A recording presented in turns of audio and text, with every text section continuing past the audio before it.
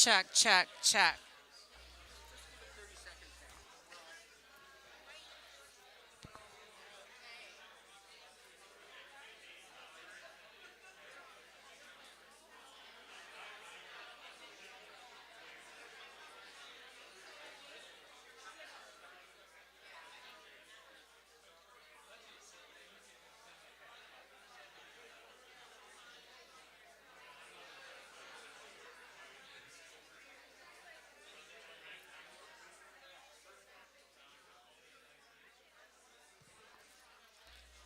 Test, test.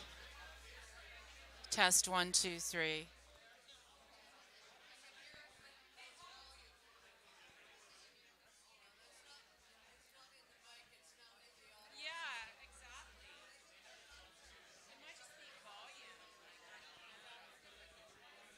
Hello? Hello? Hello? Oh, it's working. Raise it up. Raise it up. Hello? No, it's working, but the volume, like the way the volume. Where's Is the like volume on the speaker? he has to. Hello? One check, check, check.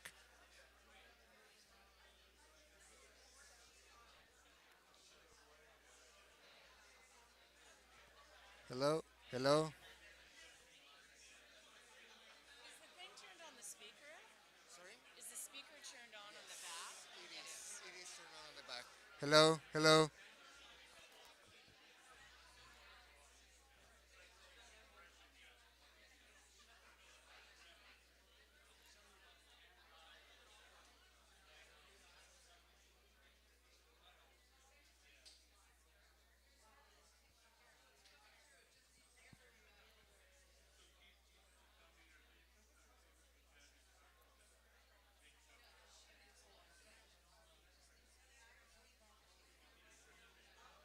Hello? Hello?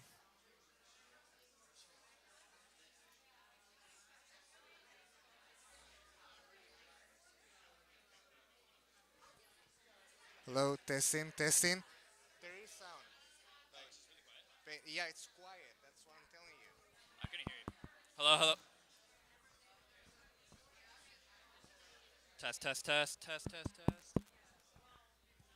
Test, test.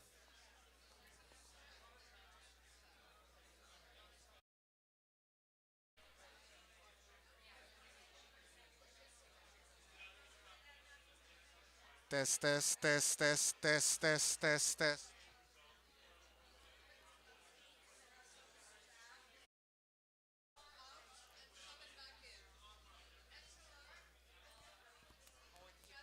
It has phantom. I don't think I can do that. Check, check, check, check, check.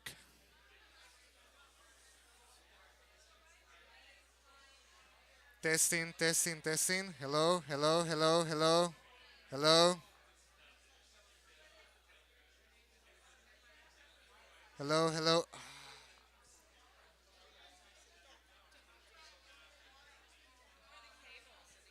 hello, hello, hello, hello, hello. Yeah, they are all connected. Hello, hello, hello, hello. One check, mic check, check, check, check.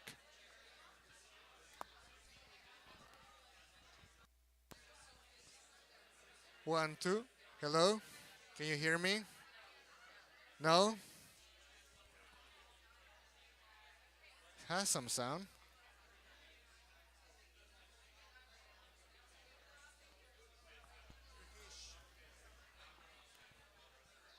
The signal. Hello, testing, testing.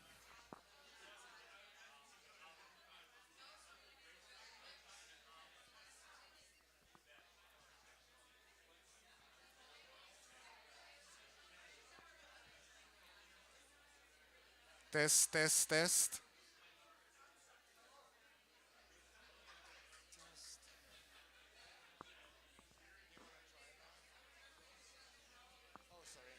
Hello. Yeah, testing. Is that good? Yeah,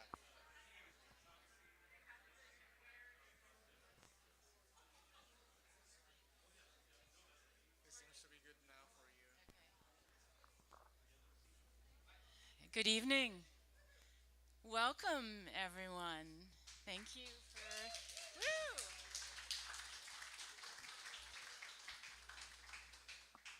Thanks for coming out in the rain and joining us this evening. Gallery 881 is grateful to operate on the unceded territories of the Musqueam, Squamish, and Tsleil-Waututh nations. My name's Julie Lee, and I'm one of the creators of Slide Night, along with Roger Larry, who's one of our presenting artists this evening, and John Goldsmith, who is the owner of Gallery 881, as well as Printmaker Studios, and is also a practicing, lens-based artist. Yay! I'd like to mention the show that's hanging this evening, which is a group of 7 Emily Carr students, and it marks the beginning of a partnership with Gallery 881 and Emily Carr. So everyone's really excited about that. In honor of our first anniversary, we welcome the distinguished Canadian curator of lens-based art, Helga Pakasar, who had programming input and will moderate this evening. Helga Pakasar is a contemporary art curator and writer based in Vancouver, who for many years was the ordained chief curator at the Polygon Gallery. In addition to working with renowned international artists, she uncovered local photographers such as Fred Herzog and many emerging media artists. She has also produced exhibitions at Griffin Art Projects and was curator at the Art Gallery of Windsor and the Walter Phillips Gallery.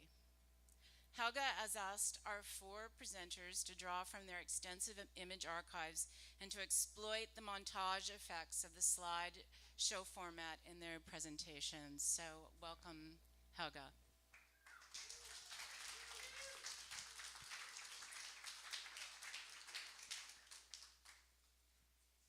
Good evening. Hi. Thanks for coming out, all of you, and thank you to the hosts and organizers and our distinguished guests. So I asked our 4 guests to consider what a slideshow can be beyond a series of artworks with spoken explanations or a clear narrative, and to take into account the montage effects of sequenced images. Given that each of them are also archivists of sorts, as well as my long-standing interest in archives, I urge them to draw from their vast personal and idiosyncratic collection of photographic images and source materials, both their own and found. Roger and Robert extract from hundreds of photographs they took, and Elizabeth and John rework images salvaged from visual culture. Aside from image content, then, these slideshows should offer clues to the different artistic sensibilities that we have here tonight. I also want to say that with this invitation, I couldn't help but think of how slide projections were used in early experimental moving pictures and installations, in which light, projection, and reflection were treated as mediums themselves.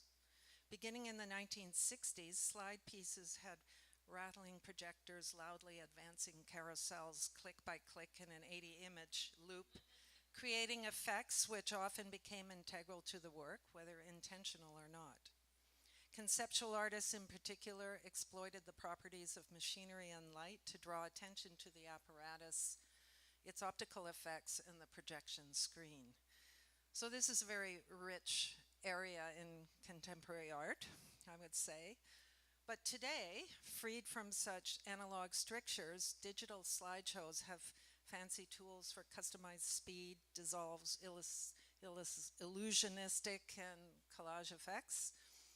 And they can seemingly go on forever in an endless loop of permutations. But don't worry, this evening, each one should be no more than 10 minutes. So yes, we could say that slideshows have come a long way, although I expect that what we will see tonight is still lodged in an appreciation for analog processes on which digital slideshows are actually still modeled. So I want to also just give a sense of how things will unfold. So we're going to start with John O'Brien, followed by Robert Klein, intermission, then Elizabeth Vonar and Roger Larry. So let's get on with the show. John O'Brien, He's a very distinguished art historian, writer, and curator. He is published widely and is best known for his books on modern art, including Clement Greenberg, The Collected Essays and Criticism, one of the New York Times notable books of the year in 1986, and for his exhibitions on nuclear photography, such as Camera Atomica, organized for the Art Gallery of Ontario in 2015, and also the first comprehensive exhibition on post-war nuclear photography. He was a longtime professor at UBC, where he was also a chair in Canadian Studies and an associate of the Peter Wall Institute for Advanced Studies. He is a recipient of the Thakur Award in Human Rights and Peace Studies from Simon Fraser University.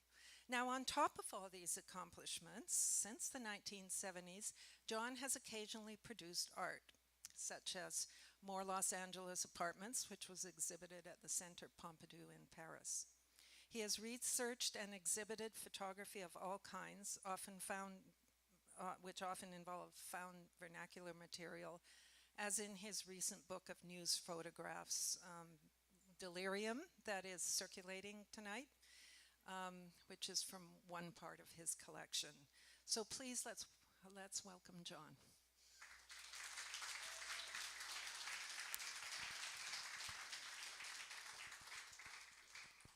Thank you, Helga. Thank you, John, for hosting this. Thank you, everybody, for coming. It's a great pleasure to be in the company of artists on a panel. Makes me stand a little taller. Uh, how do the slides work here? Okay, that's good. Can you go down to slide 6?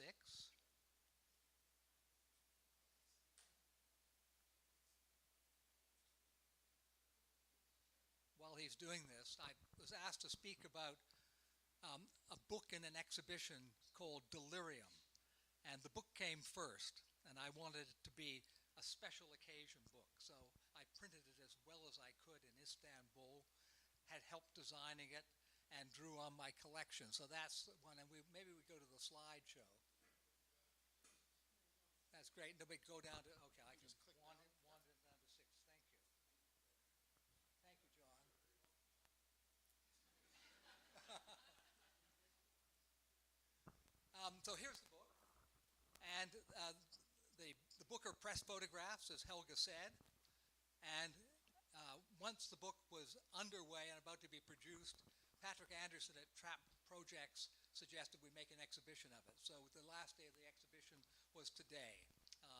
And this is not what it looked like, but for those of you who weren't there, we decided to hang the photographs in a non-hierarchical way. Press photographs, after all, are instrumental. They're supposed to do work.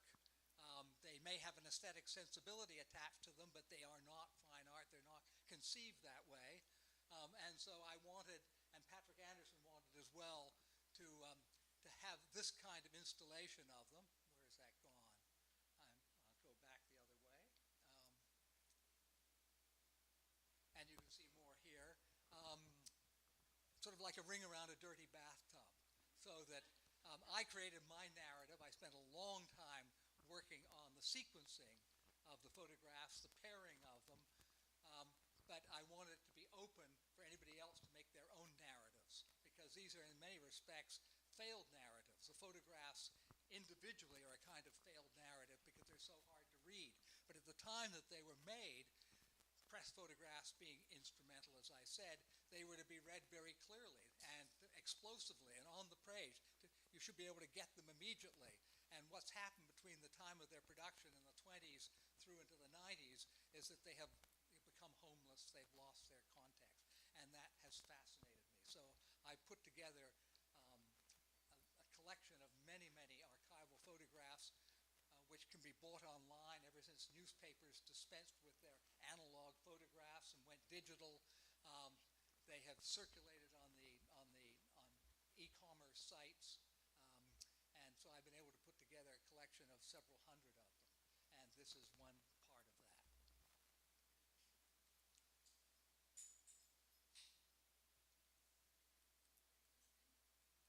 Wrong way.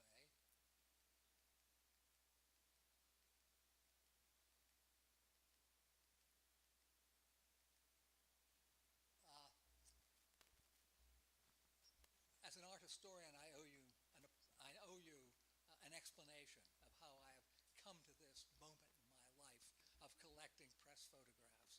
What's driven me to it? And in reflecting on this, I realized that I've spent my entire career as an art historian either in archives working and researching on them or in building them for one reason or another.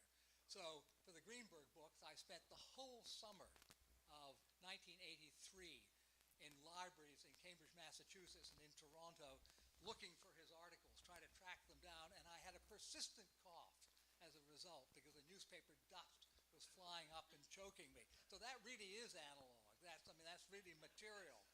And the newspapers hadn't been digitalized at that point. The Nation wasn't available online. So I was going through the original copies and swallowing dust.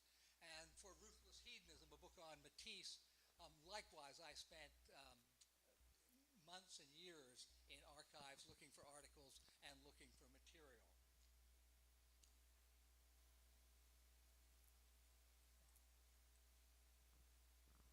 In the early 2000s, I became troubled by a lack of attention, so it seemed to me, in the press and elsewhere, to do with nuclear threat. And so in order to deal with this material, I started to build an archive of atomic material. And it grew and it grew and it grew and it grew, and many of the photographs were press photographs. And I realized as I laid them out, because these could be acquired for very little online and elsewhere, in thrift stores, occasionally from a dealer, but mostly in thrift stores and online, that the photographs didn't make sense. So this bikini photograph of Operation Baker makes sense. It's an underwater explosion. It's one of the most famous images. It was a press photograph that was widely circulated. This makes much less sense. We're in a reactor here, and I found that many of the photographs that I was gathering weren't readable, and this was interesting to me that they should have lost their sense over a period of time, lost their context. It was about the instability of the image, instability of the photograph, and of course photographs that were meant to tell a narrative story and meant to reveal information almost immediately and without even a cut-line caption, although that was always necessary.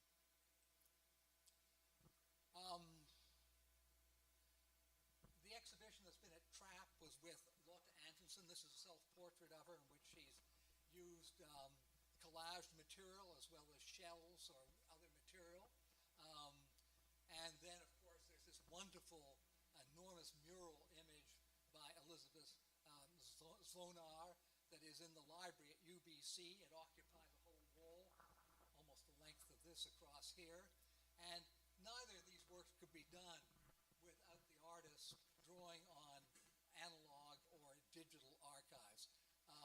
Lotte Antonsen always likes to use analog if she can, and Elizabeth tells me she uses both. And I think many artists use both. When I was putting together the book, and there are copies at the back if anybody wants to look at it, I had very much in mind Larry Sultan and Mike Mandel's Evidence, which was a book that they published in 1977. In 1974-75, they got a Guggenheim grant. Amazing, as young students, they got a Guggenheim grant. I was impressed that they got a grant, to go and look at institutional and corporate photographs, government photographs, to look in their archives, and they built an archive from the archives. So somebody here who I was introduced for the first time this evening, Richard, is the archivist for Air Canada. And so in that archive would be thousands and thousands of items. So here were Sultan and Mandel going through the archives of Ford Motor Company, the Health Institute, various places. And what they looked for were photographs like these. Both of these are from the book, which has about 75 photographs in it. It got turned into an exhibition later, in which they're taken there's a real purpose for these, instrumental reasons. Here's a measuring stick right here, the hand in the sand, a photograph, but we don't quite know what's going on or why. And I thought that these were remarkably powerful and instructive images.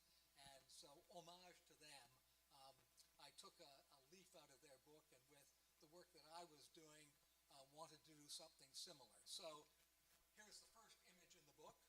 I thought it was an appropriate one. It's a whole page. Sometimes it's double pages, sometimes single, of a figure in water with a particular box that has electronic devices because he's got the headset on. But to this day, I have no idea what's going on. It doesn't tell me on the back of the photograph what's going on. It has a date. It doesn't have the photographer. So some of the photographs are sort of a rich semiotic, or press photographs are a rich semiotic that's full of holes because sometimes you get the author's name on the back, sometimes you get the newspaper, sometimes you get the agency that's dealing with it, such as Black Star or Magnum, and sometimes you get nothing. So you get from zero to a huge amount of information. And I followed up with these two. Um, and what I'm really interested above all else is in technologies that are not so readable, or what's going on around them aren't so readable. So this one, the technology is simply the swimming pool, sort of like the book. We don't think of it as a technology. John, my audience can't hear me. Can't hear me. There we go. My apologies. If you can't hear me at the back. Oh, it's online people. Hello, online people. I'm sorry. I'm sorry. And I'm almost finished, too. So, or here you've got, the technology of the portable television set down by a car and a boy and a man looking at it. And we don't know what they're looking at or why they're there. One thing I love about press photographs is that they are used, sort of like Ouija's photographs. Those of you who know Ouija is the great tabloid photograph. If you buy a Ouija photograph, it's almost certain to have scratches on it and to have stamps on it and to have, it's been used. It's a newspaper photograph. It's been printed quickly in the back of his car. It's been taken off to be printed the next morning. I'm still not speaking to this. Am I doing better? And so here you see the dirt up on the top, up there that's on that photograph. These are used photographs. Sorry about that.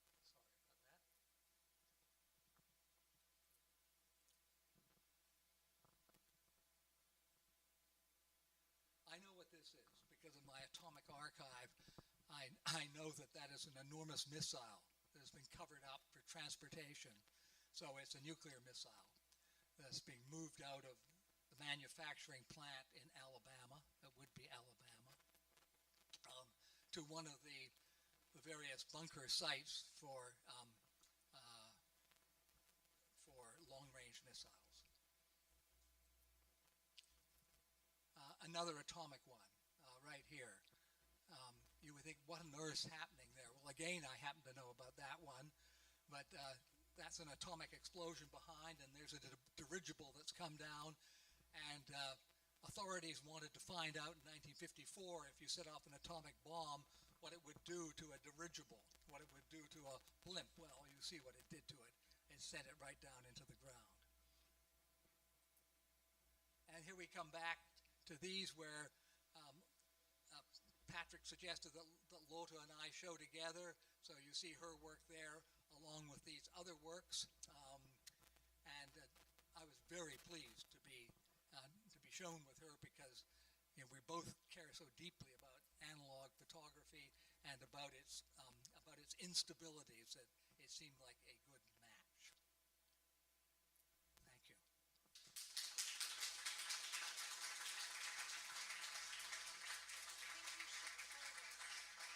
Okay. Right here, sure. No, I'm on Oh, another system. she's mic'd.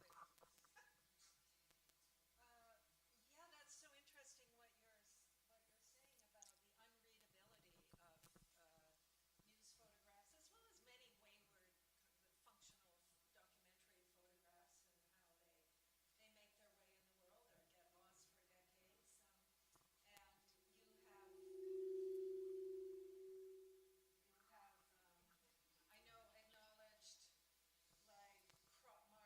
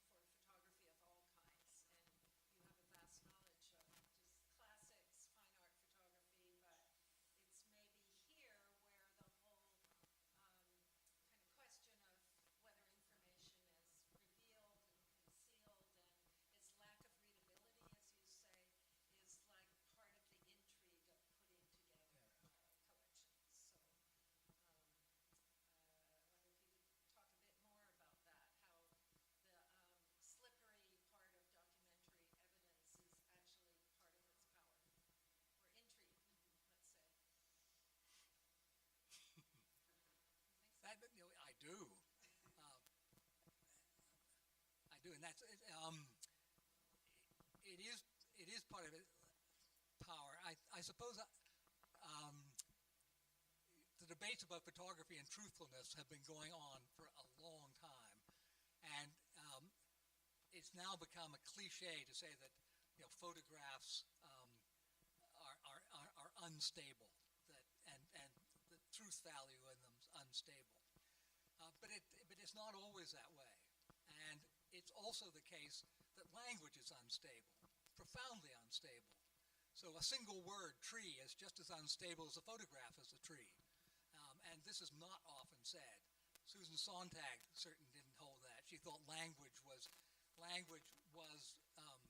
capable of conveying knowledge and emotions in a way that, or at least knowledge and knowledge and intelligence in a way that photographs could not. Photographs were unreliable. But I think that language is just as unreliable as photographs are. So I'm very interested in the oscillation between the two. Because when you put the two together, then the narrative hardens. And that's interesting to me to know how it hardens. And yet it's ready to explode and fall apart at any minute. Yeah, unreliable communicators, Right. and yet laden with so many social histories, like in the case of the delirium pictures. Yeah, they are unidentified. There's no narrative sequence, right? But we project even our own expectations around what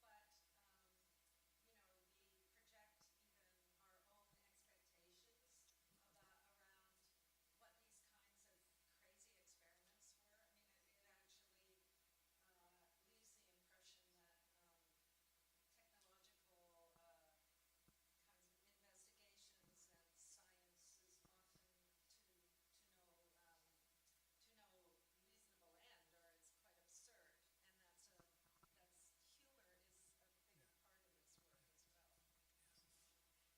Thank you for noticing that. Well, Humor is key. Um, Absolutely key. Um, so maybe because when things are threatening, which that we're dealing with,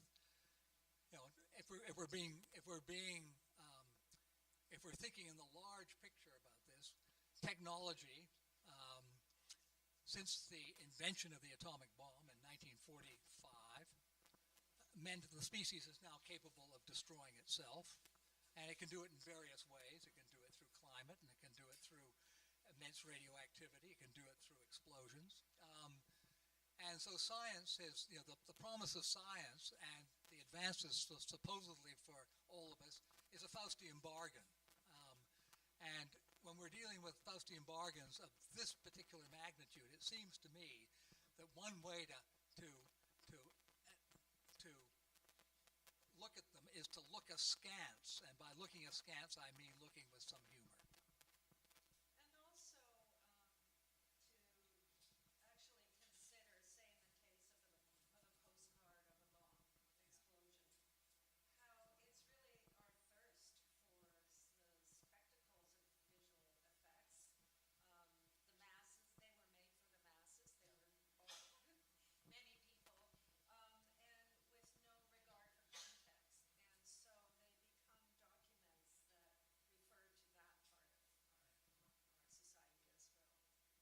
Absolutely. So it's One of these the first rich one of the layers. first atomic postcards I found said Welcome to Los Alamos," and it was a picture of an atomic explosion. Yeah. In other words, sending this to somebody, wish you were here to be blown up with me. So you call yourself an occasional artist, but I would say that this Delirium project is definitely an artist project and an artist book. Yes. So, But an unstable one. well, well, they usually are. And in fact, artist books are often actually making reference to the instability of any kind of sequence or narrative certitude. And The label of artist is also unstable. well, In my case. I think you should embrace that. You've also mentioned that usually. Alan Sekula or Roy Kiuka, who finessed photo text montage techniques, and Sekula also made slideshows, and they worked with many kinds of images to, like you do, to actually kind of unravel social political stories. Yeah.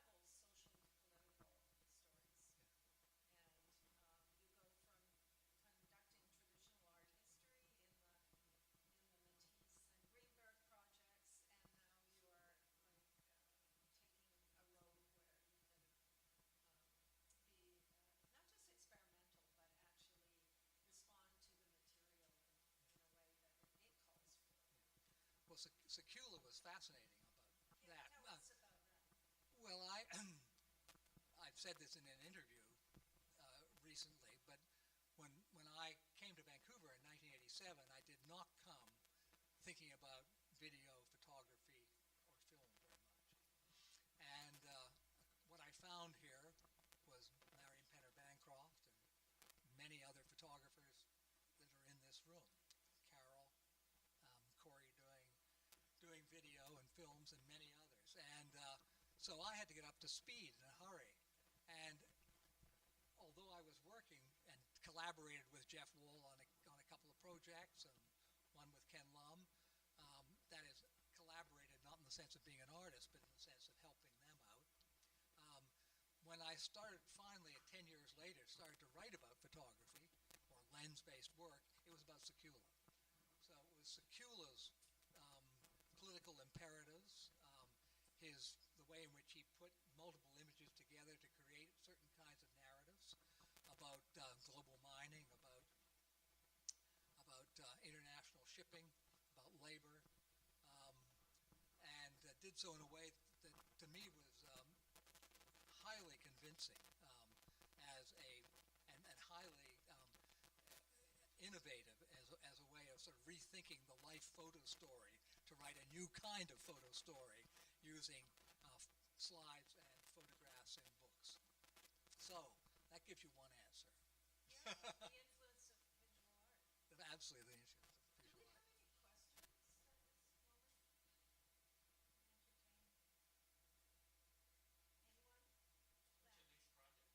What's your next project? I was going to ask that too. Next art project is what I want to know about.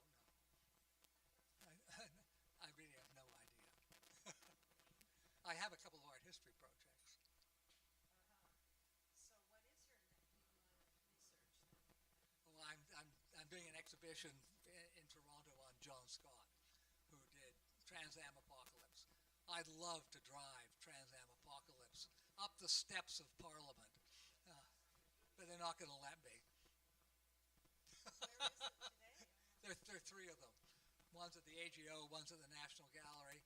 Facing, I like to think, whenever it's out, facing Parliament, announcing ruin, famine, death, pestilence. Um,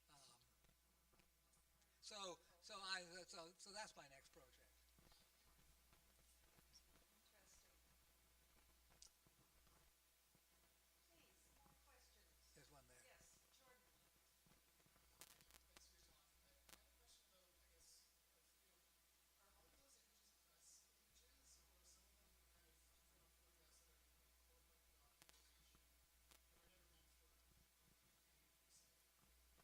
fame per se? No, every one of them is a press photograph. And do you know like what are the differences between those types of photographs? Because you're talking about those Air Canada corporate collections. Yeah.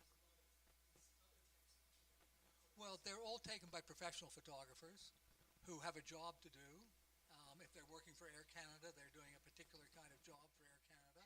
If they're working for the New York Times, they're doing another kind of work. And sometimes those cross over.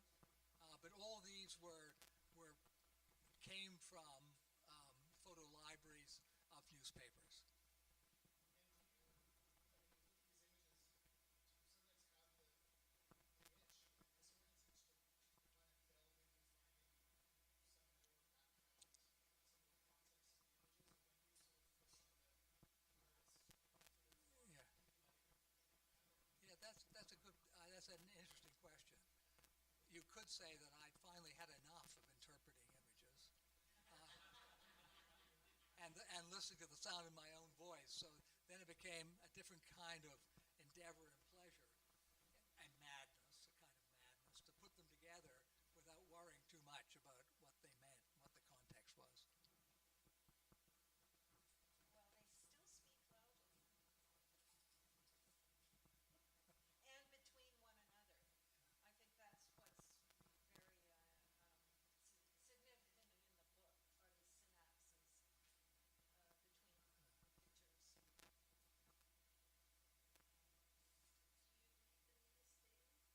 Yes. She asked me whether I read the news daily, and I do.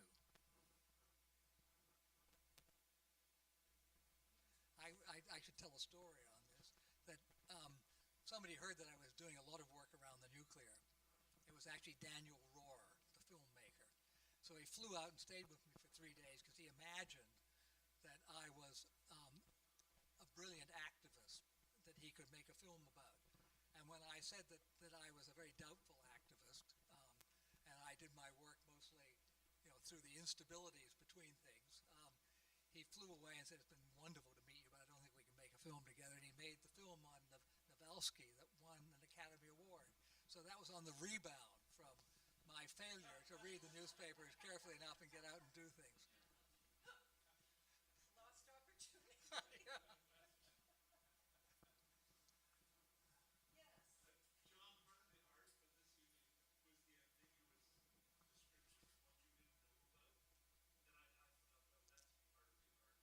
AI, we're probably 6 months or a year away from having reverse search. In other words, you click an image and you can find out if it's a printed or not. So will that take away the art of an exhibition? We'll have to see. I don't. It's a fair question. Yeah. Yeah.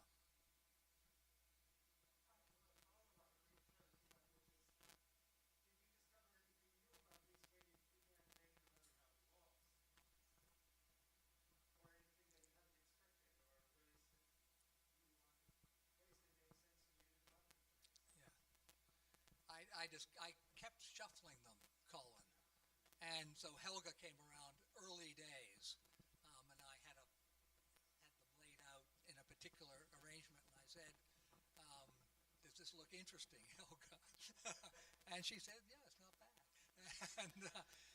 But she said, "Why have you got these ones together? And wouldn't this make a more interesting pairing here?" And so we talked about that, and I did that with several people. And I did it right up to the moment that that the book was published, and then we did a little bit of shuffling on the walls in the exhibition.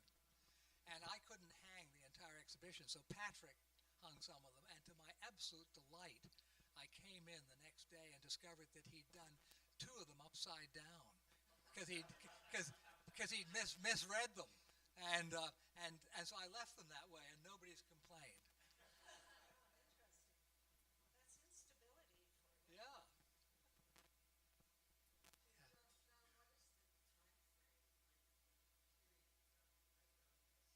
So the earliest one was 1929, and the most recent was 1997.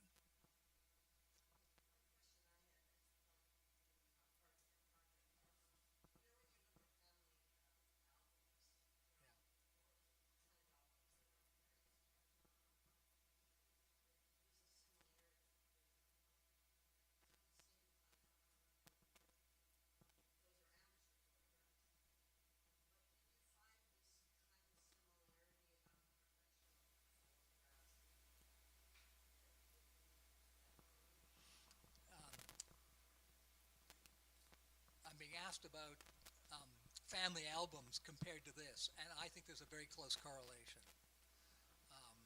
I'm fascinated by family albums, and I actually collect them, but I don't have in answer to your question, I don't have a project to do with them.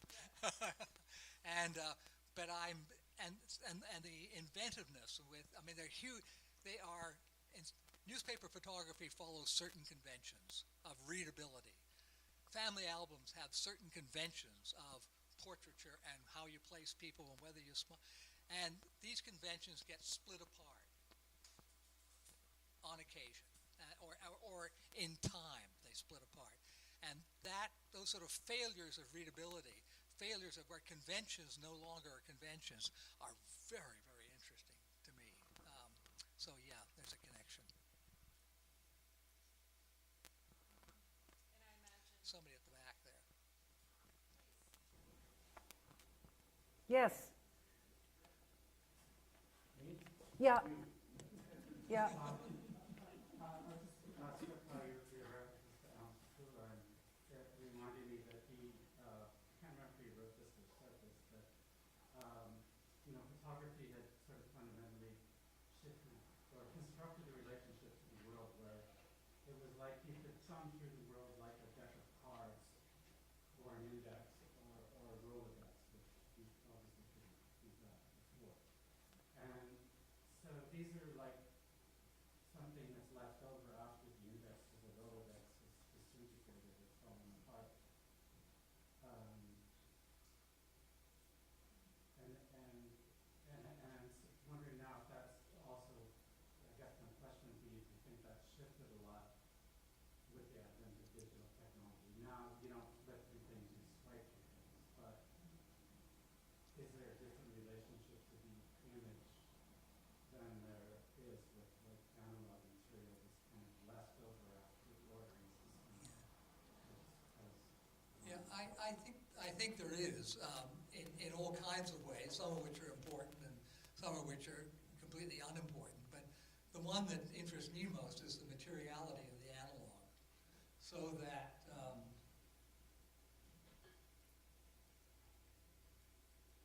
well, and these ones so that we pin these on the wall so that you could actually they're not framed, they're not precious, they are.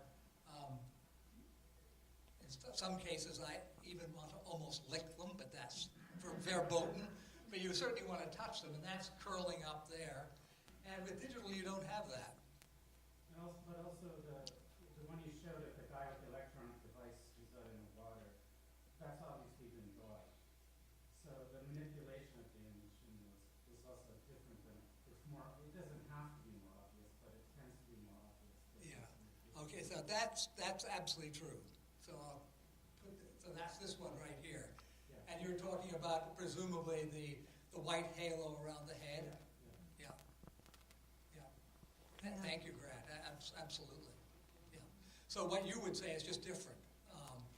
Well, I'm not sure, yeah, I think it's different. I'm not quite sure. I mean, the other thing about digital archives is the images material will vanish. They will vanish. Yeah. Because digital imagery deteriorates, and in many archives there's no mechanisms in place to preserve them and therefore Right. with that analog photograph. Right. Yeah. And I don't really know what that might mean. and the original ordering system is often not visible, and that's a really interesting quote. Yeah. Even when it's intact, it's probably more easy to make it vanish. Well, on that note, if we don't have further questions, I think we'll move on to Robert Klein. Thank you, John. That was really interesting.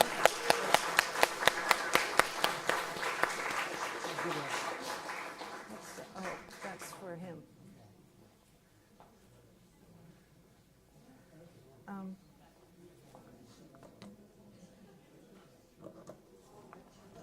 So Robert Klein is a multidisciplinary artist whose works include video, sculpture, photography, film, installation, performance, and artist books.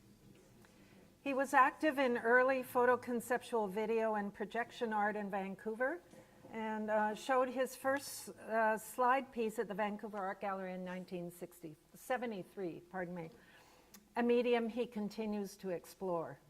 He spent many years in Italy, where he performed and exhibited in group and solo shows. He has often collaborated with artists and was involved with the New York Art Collective's collab projects and Machine Language. He's exhibited locally and across Canada, including the touring exhibition Traffic Conceptual Art in Canada, 1965 to 1980. He's published art criticism and has curated exhibitions, such as the opening exhibition at Emily Carr's Charles Scott Gallery in 1993, now gone. Robert is also a practicing architect and has taught architecture. His artworks are in private and public collections. Robert, please.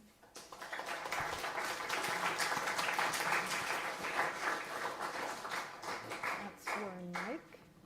Roger, are you going to start it? Do you want me just to start it? Yeah. My early slide works were all loops. So this is kind of a digital version of Is the mic, could we put the mic on? Yeah.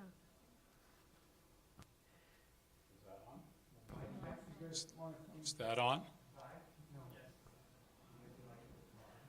And I should say that Robert's slideshow is also silent, so perhaps it doesn't need to be on at the moment.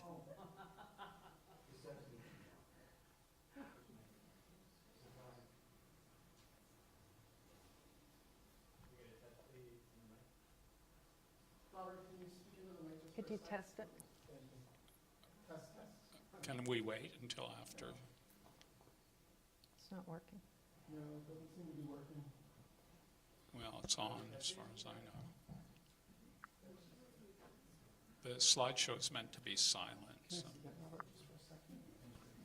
Test, test, test. Test, test.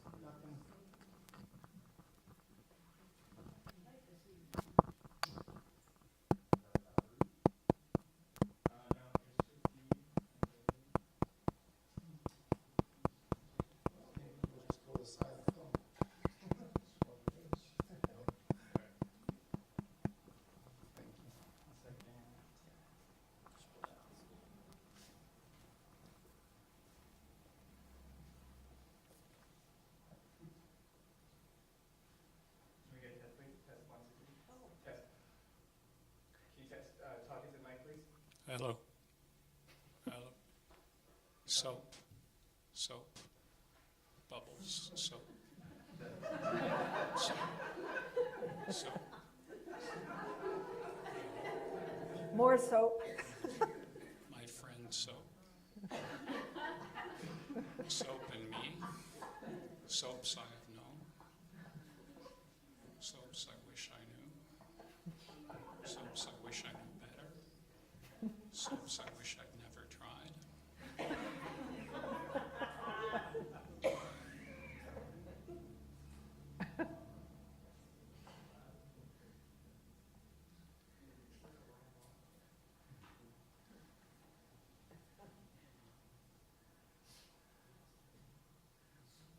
Sorry, everyone.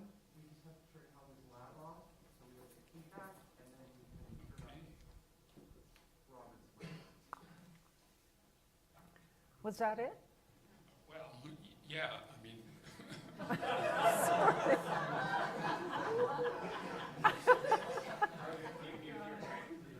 yeah. Maybe we can get the mic going before we start the next one, so that. It's going, it's going. Okay, now it's working. It's a silent slideshow. Could we see it? Yeah, Without any going back and yeah. It's meant to be silent, but I was reminded earlier when Helga was talking. I did a slide installation in. Can you mute the mic? I think 1976. Right? The slide projectors made a hell of a lot of noise, and so, they were like on a regular basis, like every 20 seconds, ka-thunk, ka-thunk, ka-thunk. And so I did a piece in which I showed only a single slide, but I had a tape loop of the sound of the slide projector changing. And so when you went into the gallery, you heard this loop of this changing. And, I had been sort of interested in sort of behavioral experiments of B.F. Skinner, and so I was always interested in trying to fuck with the audience in some manner. And that one kind of worked well because most people weren't aware that it was only one image that was being shown. And because they were so conditioned by the sound of the slides that they actually thought there was a sequence of slides changing, whereas no, it was not. It was a single slide. So, the noise of technology, the failures of technology, all is a part of it. But it really was meant to be shown silently. But the next one also is meant to be shown silently, so we can try that one. Yeah.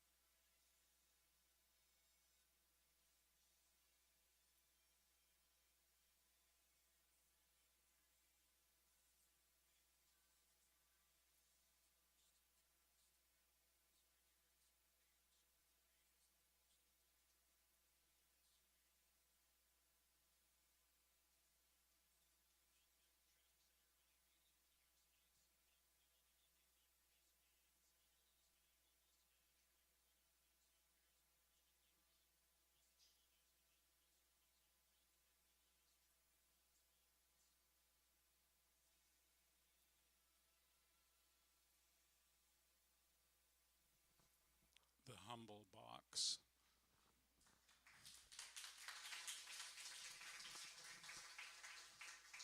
When I show these slide sequences in galleries, they loop, they go on and on and on. But for the sake of this evening, I've made them shorter, and also the individual image would be on maybe 20 seconds, and so it's a kind of a combination of a kind of contemplative and retinal effect. So you have to look at the thing for quite a long time.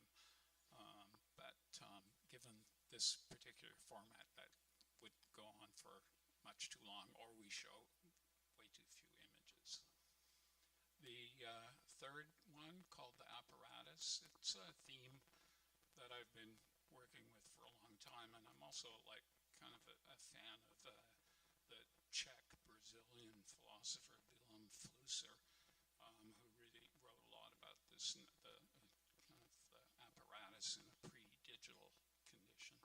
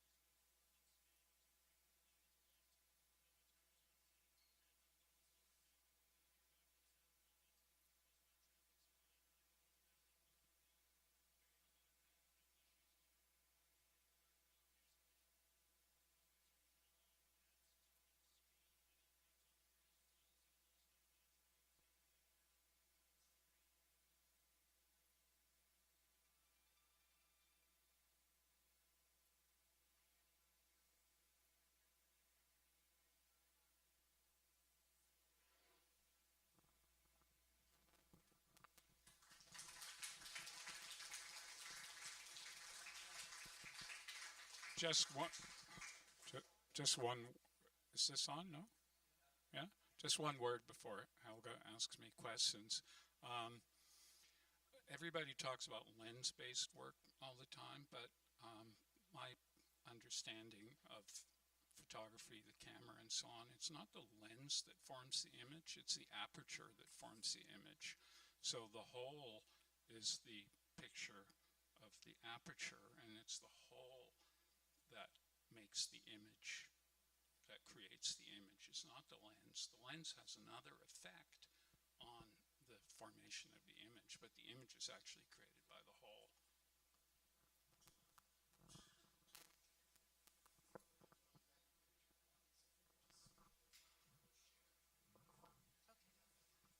Okay. So, Robert, there are really stunning images here, but they're also conjoined.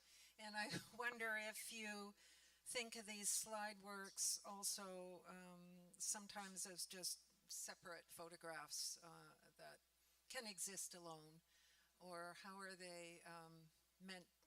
Are they always meant to be together? And I know that you have hundreds and hundreds of pictures from each of these themes, and you've put together what's decidedly not a narrative, and it does suggest that maybe there are other permutations, or it can really be reshuffled and have multiple lives. So I wonder what you would say about that. Well, sure. I mean, there's, let's say in the end I'm making something that's going to be looked at, so I'm interested in an effect. And so I work on the sequence to try and construct a certain kind of effect. So it's not a random ordering whatsoever. So there's an optical sense of things, but there's a narrative and structural sense of that as well. But part of it is that, like as an old structuralist myself, I think, okay, photography, it's a reversible process. Like the camera, in many respects, is just like the kind of the inverse of the projector, right? It's the same device, it's just turned around, and it's doing basically the same thing. The structure is exactly the same. So this reversibility between production and consumption is a part of the condition of photography. And I think about that when I put these kind of images together. My first slideshow at the VAG that Helga was referring to from '73, those were taken from a Super 8 film, which was entirely found footage. I found some Super 8 film, and then I turned those into individual slides. So, there the sequence is like kind of created by the kind of cinematic progression. But the cinematic progression itself is a construct that somebody can work with as well. So, there's nothing deterministic in that. And, I'd like to be able to play around with that to stimulate the eye and the mind. So you began the soap pictures long before it became an obsession of hand washing during COVID, many years before, and I believe it's still ongoing. If you find a really nice piece, you might end up scanning it.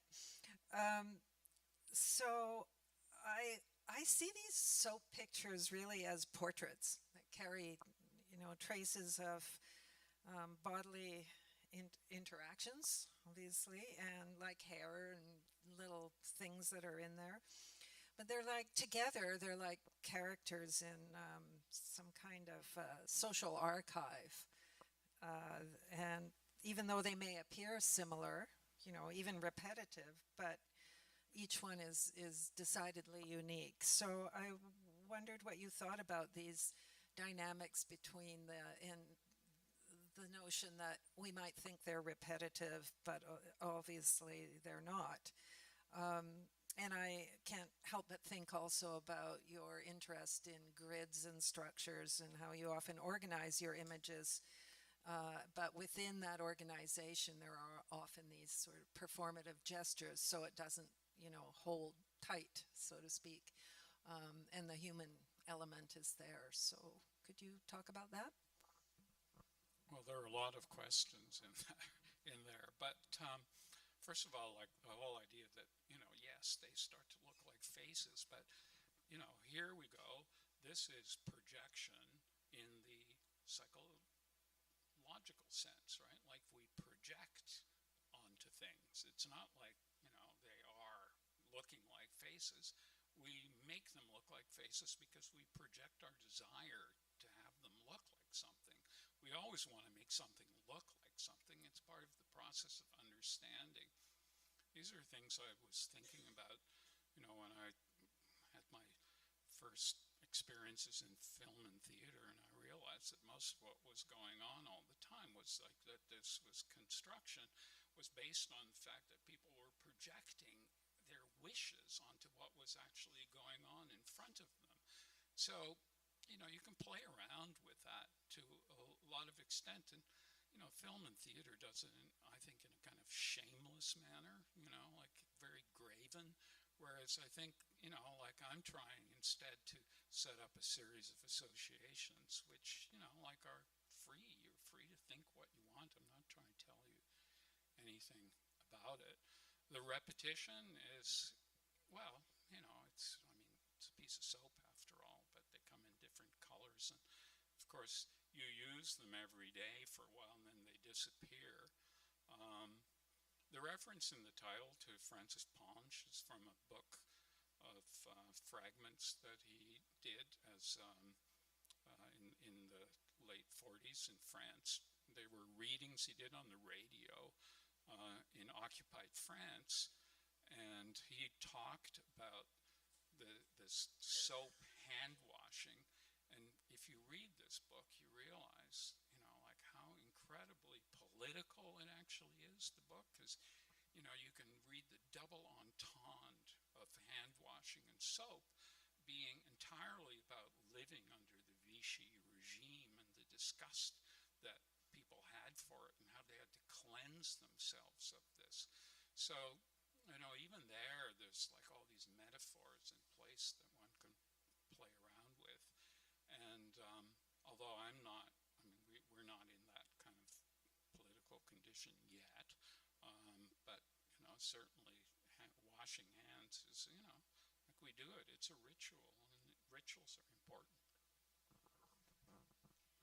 Yeah, you also allude to Brassai's notion of the involuntary sculpture as this kind of sensory sculpture that is utterly mundane and ubiquitous. And so there is a case, again, of, I guess, our projection of meaning on these really quite beautiful pictures of soap. Brassai took a lot of photographs of croissants. This was in the 30s, and so, like he referred to them as involuntary sculptures. That is, they're not made as sculptures, but they're made by the hand, and they have a sculptural shape and a sculptural present. And they're made like, by the millions, and they're made always. And so, these are, as he refers to them as involuntary sculptures. And I think the same process happens with soap. We all make sculptures out of these soap things that we have on unless you use liquid soap, which I don't like. But, like we make these all sorts of involuntary sculptures we make all the time. Soap is just one of them. The boxes are other involuntary sculptures. So you love these humble and everyday things. I think it's significant that as opposed to being shot with a camera, the soap and box series are actually scans. So could you talk a bit about the process and its significance in terms of, both aesthetically and conceptually as a type of performative activity, and how scanning is very different than photographing, obviously, but how do you see that? Oh, well, the scanning thing is strange. It's like referred to as lensless, but it's not lensless. There's an array of very small lenses on a bar that moves very slowly across the scanning surface. So instead of there being one lens, there's like about, don't know, there's like 1,000 lenses on that bar. Depends on the resolution of the scanner. There's still lenses, right? But there's many, many of them. So it's a quality thing, and rather than the singular image, and it's the way the algorithm combines all of those, images from the separate lenses together that creates the visual appearance of the scan. Now, I'm interested in the scan also because, like, the scan, it's not like the lens. Okay, so the lens is ground. We have the optics, and it's scientific, and we know. But, like, you can actually see it. You can understand the lens when you look at it. But scanning, it's all based on an algorithm. And so somebody decides at some point what happens to this image. So that's why those aperture hole images, those are scanned images, not photographed images, most of them. Some of them are photographs of the projection of the hole on the wall, but most of them are actual scans. And what happens is that the algorithm isn't designed to have somebody, like take photographs of holes, right? So, like, it doesn't really know how to deal with the image of the hole very well. And so it creates a kind of like an abstract pattern, because, like, otherwise they would have to hire a bunch more programmers, and they would have to spend thousands of more hours to design the algorithm so that they could better translate how somebody scans a hole. Well, they don't care about that. That's not part of of the model, the economic model of it. So when you look at a scan, it's something that's like, it's a totally produced thing. I mean, so is a lens image in a way, but it's different. The scan is already like, it's like artificial intelligence. It's done like on the basis of a massive amount of data, and it's like for the masses, and it's not about the individual image whatsoever at all. It's like an acceptable image for like millions of people. Even the new Photoshop programs are based on AI filters and things, and they just like, sample the internet to see what the typical image is, and they make a decision based on that. Nothing to do with your particular image anymore. But still, you do a lot with scans. It seems like you have a fair amount of control. Yes.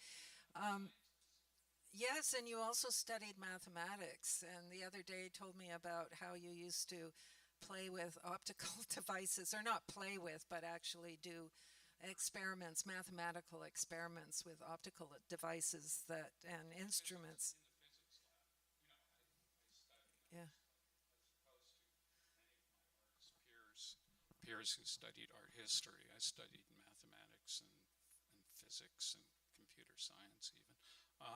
So it's, one of the things that we did were build these optical benches, which are kind of models of different optical machines, and you work with them. And several images there relate to these optical benches. The other thing we did were these like experiments with like projecting light through different kinds of material. So you'd have like, maybe some of you remember like wave tank experiments. So like you shine a light through a tank with water in it, and then you create these waves, and you study the pattern of the waves which is reflected beneath.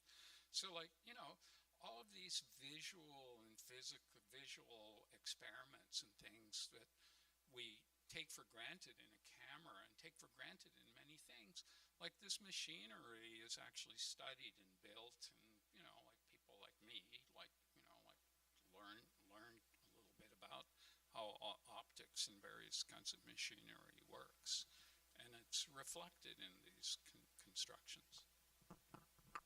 Although that was many years ago. But yeah. So let's have some questions. Yeah. Your first series also is obviously your 3D,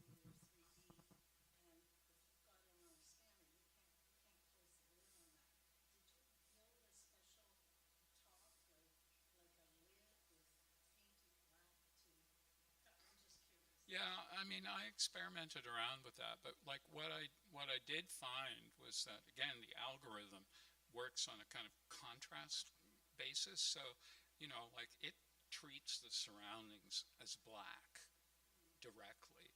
Um, Sometimes like light leaks into it, like with a camera. So I have a kind of a box made out of black foam core that sometimes I use, but you don't really need to do it because the scanner itself, does it. Yeah.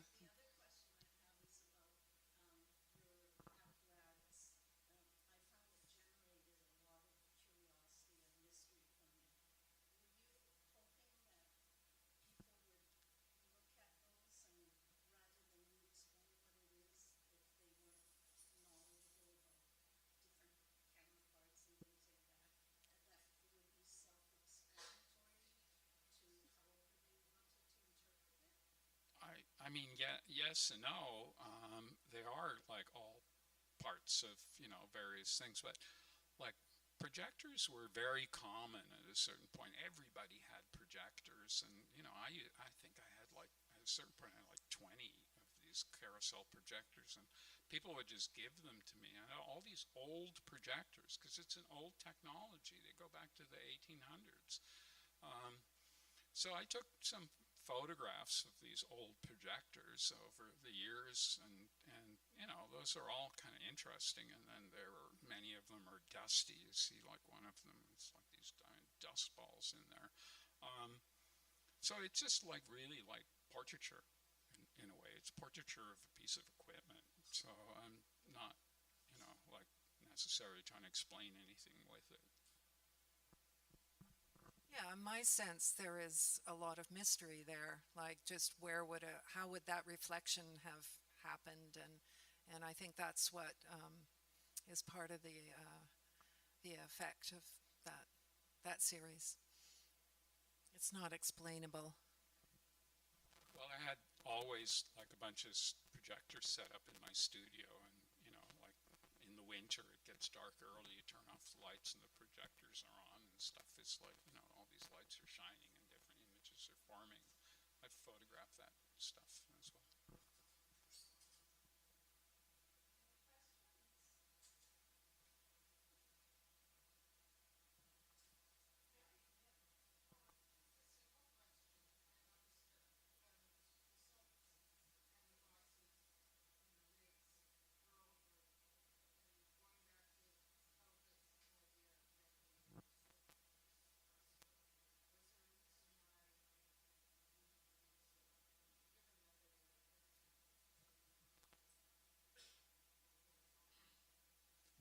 Um, yeah, I mean, portrait mode versus landscape mode, as the as we now say. Um, it was just a decision I made at a certain point that like I thought. Well, also the scanner when you have it sitting on your desk, it is it's vertical, right? You can scan horizontally, but the thing is, it's peculiar. It starts at the top and ends at the bottom, and there is like a kind of like a shadow effect somehow from this. Because if I scan stuff sometimes and I rotate it sideways, and it gives an odd sense of it. So I think the verticality of it relates to the passage of the light in the end. That's as I say, my structuralist leanings. You know.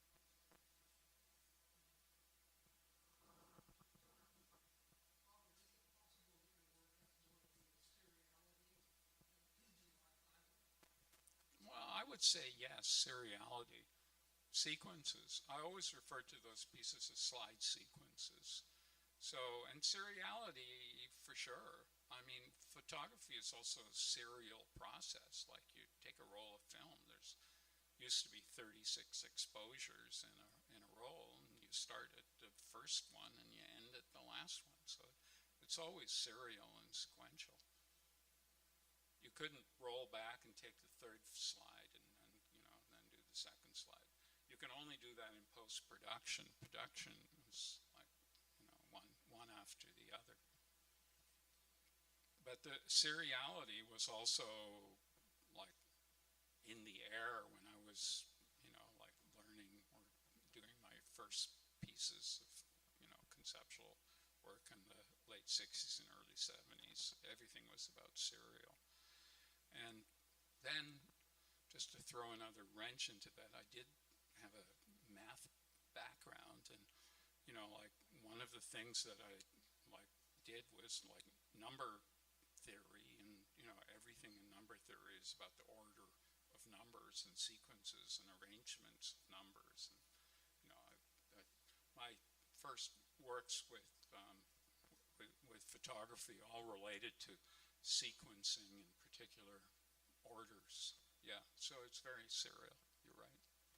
It shows through.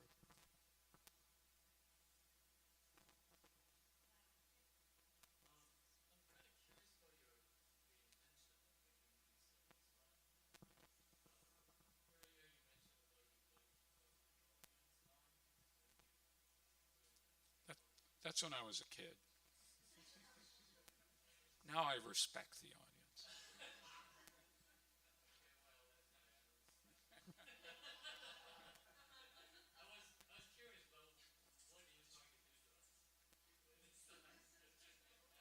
Like I say, that was like work I did in my 20s, and it's like the épate, le bourgeois kind of attitude that you're just trying to do something to like provoke a response. But like what I found was that like often the response wasn't at all what I thought it would be, and this is interesting, right? Like I said, like I'm an experimenter, so you think oh, everybody's going to notice that this is just one slide. But no, they don't notice. So, like it just changes your attitude towards what it means.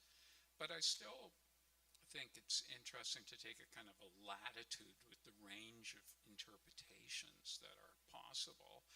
And I don't like to be deterministic about that. So like I like to people can interpret it any way they please.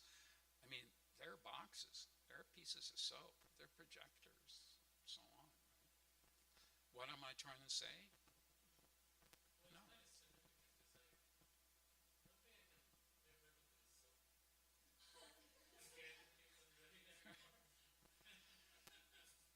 I know what you mean, and there are a bunch of them in there, and I keep those in there, but I didn't use the most flagrant anthropomorphic ones. There are ones that are way more anthropomorphic than that. I never made them that way. I didn't manipulate any of them on purpose to turn into images that at a certain point they're like that in my, soap dish.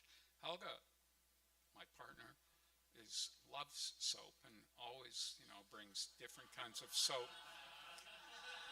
Soap homes. There's a steady supply of soap at our house, and like this is an ongoing project. I think I did a couple last week because it's not. Oh, that bar all of a sudden that's interesting. What happened to that one? So it does.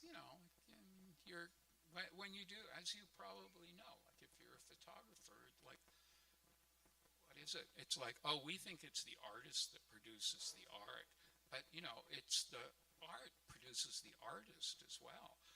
So like I get like totally produced by the work that I'm doing. So like if I'm taking photographs of something, my brain is completely reformed by that. So I'm produced as an artist by the work that I do. It's not the other way around. I think that's a fiction. The reality is artists are produced by art.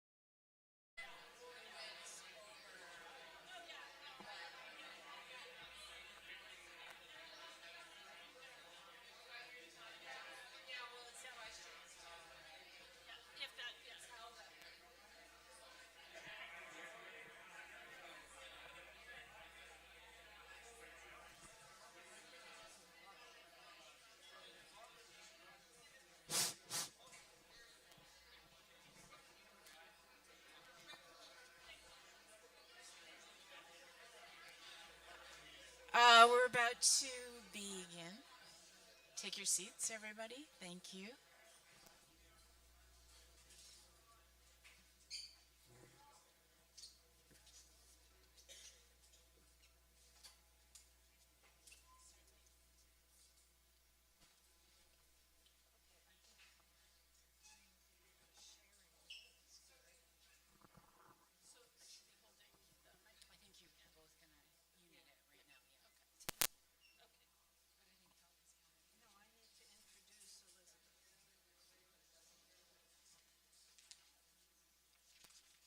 Check, check.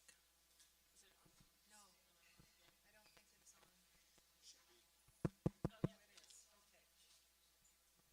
Okay, welcome back. Moving right along, Elizabeth Sponar is a graduate from Emily Carr University in 2002, and since then has exhibited widely across Canada and beyond. She works across photo collage, sculpture, and installation, as well as public billboards. Currently, her artwork can be seen in Aporia, Notes to a Medium at the Belkin Art Gallery at UBC, and at the Art Gallery of Windsor, Essex, where she has put together a rather quirky show entitled Cracks in the Clockwork that brings her artwork into provocative dialogue with pieces from the gallery's collection, including furniture. Other recent exhibitions were at SFU's Odane Gallery, the Polygon Gallery, Southern Alberta Art Gallery, and the Musée d'Art de Joliette in Quebec. She's represented by Daniel Faria Gallery in Toronto and was included in the last Toronto Art Fair's feature exhibition. Her works are in private and public collections.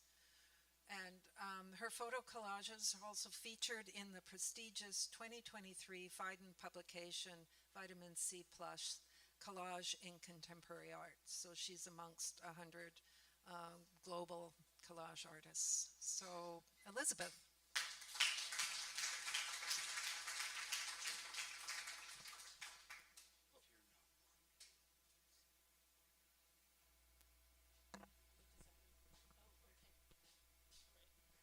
Hi, everybody. Thanks for coming. Can you hear me?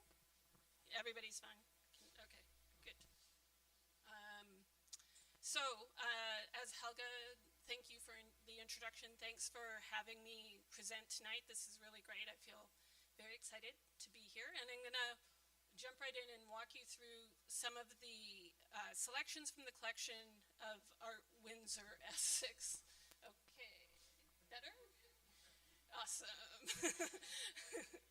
Okay, so what we're looking at right now is a contact shot of the title wall and some of the works in the exhibition, but what I want to focus on is this bird, which is right at the entrance of the exhibition, right above the title wall, and it is by an artist named Alan Brooks, and it is a gouache on gray paper painting of a golden eagle. And it's placed at the top of the exhibition to invite the viewer in. So I was playing around with the collection. He was a bird expert and bird painter. Came from a family of bird experts and bird painters. And that was a popular practice, as I started to discover, in the early part of the 20th century in Canada, bird painting. Also, near the start of the exhibition is a small oil painting that I borrowed for the show by an artist named Mary Rinch. It's placed with a sculpture of mine, which you can, I think I can point at it. Oh yeah, right there. That is a sculpture called Bronze Finger Pointing. And so Mary Rinch was born in Essex, England, moved over with her family in the early part of the 20th century to Canada, was living in Ontario, and she was well known at the time of her artistic career for miniature painting, portrait painting on ivory, and she made small landscape paintings on board as well. So this is spruce tree on a gray day. And so the thinking behind putting the finger above the frame was to lead the viewer into the gallery through the trees. So there's several things in this image. We're going to focus on, I'm going to use that pointer again, this chandelier, which is hung quite low. It's part of the furniture collection at Art Windsor Essex. It is from the 1700, like late 1700s, early 1800s. It's artisan unknown. It's English-Irish in origin. Hung, so it resembles an octopus to my eye, and we hung it so that it was low, 5 feet off the ground, so you would encounter the chandelier more like a sculpture. And it's hung actually at the same height as the bag behind, which is a sculpture of mine, and called History Influence New Bag. And then behind that is this painting by Henry Moreland from 1700s oil painting. He's a British artist. And there are allusions to light in this with the shadow and the chandelier and then that painting. So just to give you some sense of the very idiosyncratic logic I had when I was going through the collection. There's a trio of works here. We're going to talk about two of them. On this cornflower yellow wall is Luke Andrew Hadlock's Faces Watching Drum Dance from 1978. It's a pencil crayon drawing. I love it. Luke Andrew Hadlock started his art practice much later in life. He was 65 when he started drawing and printmaking, and that would have been in 1960. So he was born in 1895, and he lived traditionally off the land up north, and he was from Chantry. He was born in Chantry Lake area. Also in that trio of works is a painting that's attributed to A.J. Casson. A.J. Casson was the youngest and last person invited into the group of 7. He replaced somebody. His name was Frank Johnstone, who was unceremoniously kicked out of the group of 7, I think, as I understand it. But anyway, A.J. Casson would have been approximately 24 years old if it is his painting. There's a listing without a picture in the Ontario Arts Association catalog for the 50th anniversary of the Canadian National Exhibition in 1922 of 2 A.J. Casson works. And one of them is landscape, or not landscape, but still life with red teacup. So this could be still life with red teacup. It's listed as still life with panther. I don't know if you can tell, but there's this weird panther and then a candle and the teacup in an ashtray. It's quite a beautiful little painting.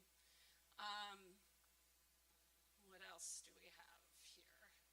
Okay, this drawing was one of the first things that I came across in the collection, which largely I was looking at it online over the summer last year. It's by an artist named Margaret Lawrence, no relation to the writer, the author. Margaret Lawrence, there's not a lot of information I could find out about her, but she was an artist who, this is a pencil crayon drawing. It's, if you can't see it, it is a landscape, which is also a face. It's called Memorial 11. I don't know who it memorializes, but it's paired with a sculpture of mine, which is a ceramic tongue with incense. And this is the drawing just by itself. It's from 1987. She passed away in the 1990s, I think. I think it's great. Oh, this is Kathleen Graham. And that's back there, that's a collage of mine. So I showed you, I'm just showing you the context of how these things were placed. Kathleen Graham also came to art making later in her life. She was, in the 1960s, she was 50 years old and she started painting. This painting is from 1977. It's called Cape Dorset Spring Light.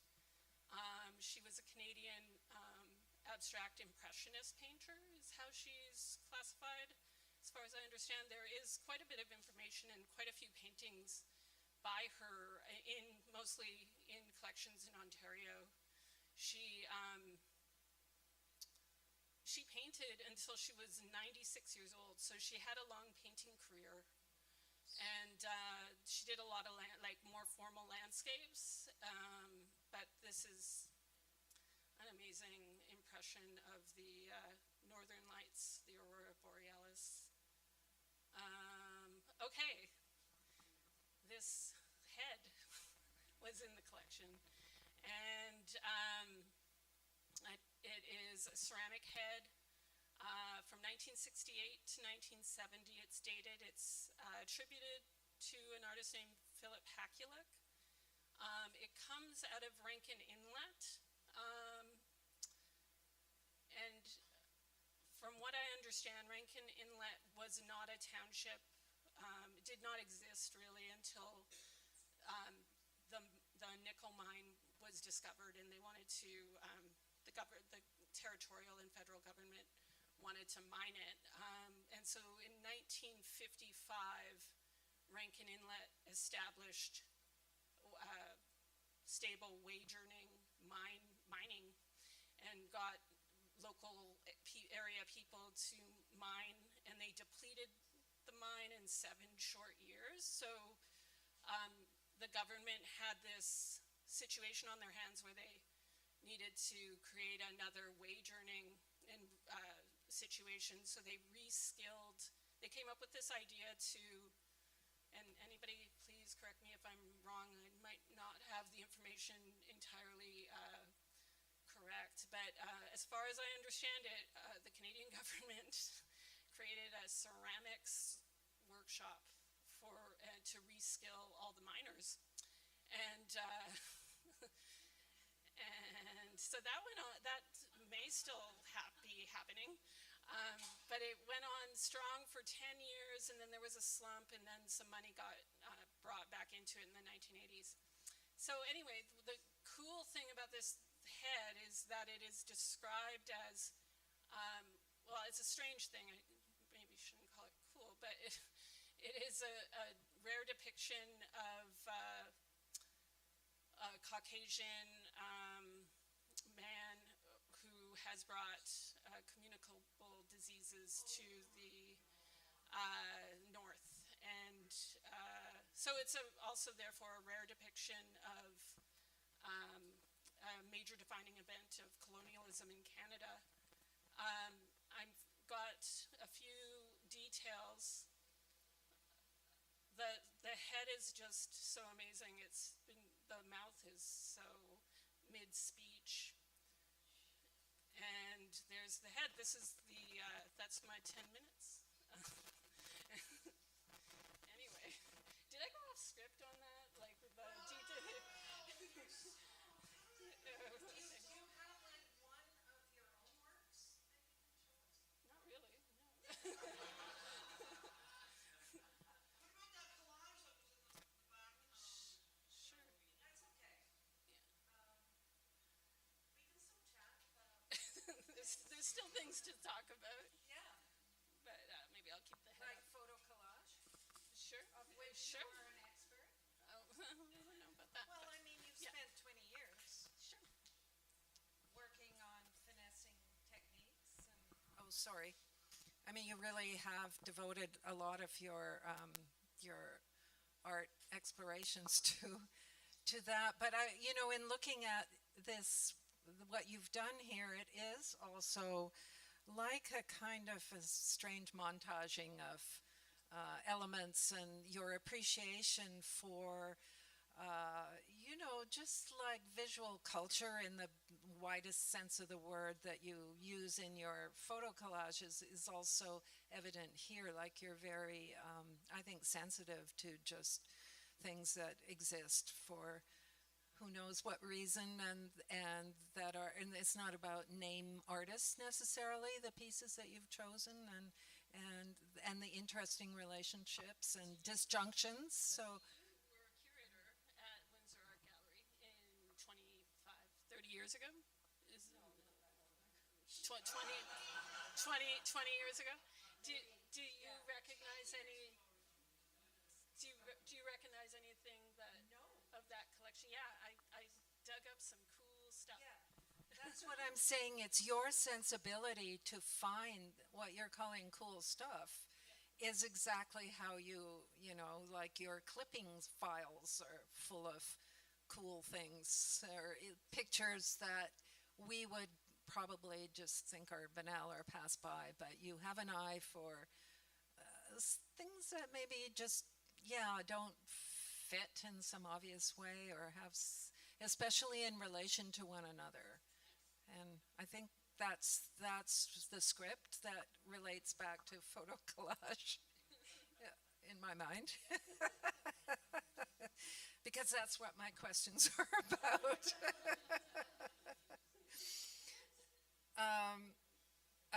Yeah, I guess one of the questions I had was just how do you decide to put something aside, like how it pops up in you, you know, as maybe this contains some sort of strange narrative, or it's like a weird picture of, you know, utopic dreaming, or like you have a inclination to looking at things that are a bit otherworldly as well.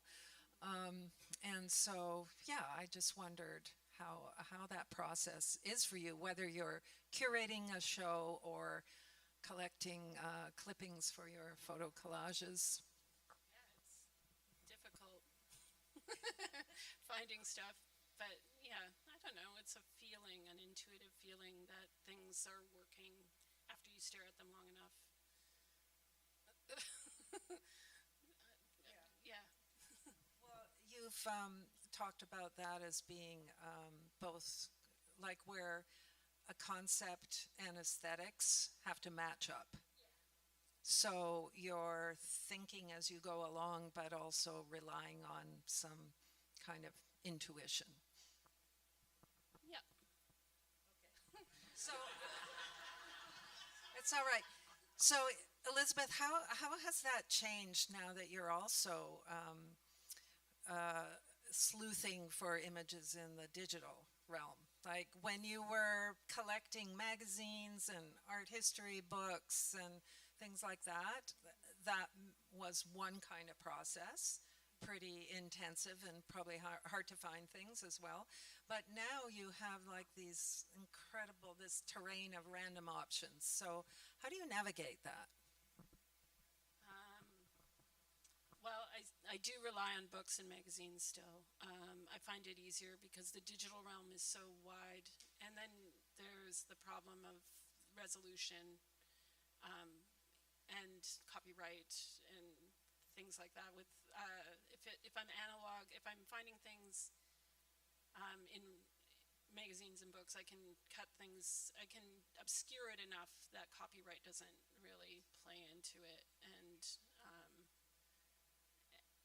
there is a limitation to how many things you can find in magazines and books. So yeah, I do work on things digitally in Photoshop, but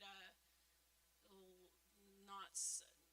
I can't say I've never brought something in that I found digitally, but probably not very often. So that's how I deal with it. Sorry. Yeah. So you're really straddling both realm, and you're making use of digital tools as you have, I guess, in your and in your public murals, you would definitely be using a lot of those skills at this point.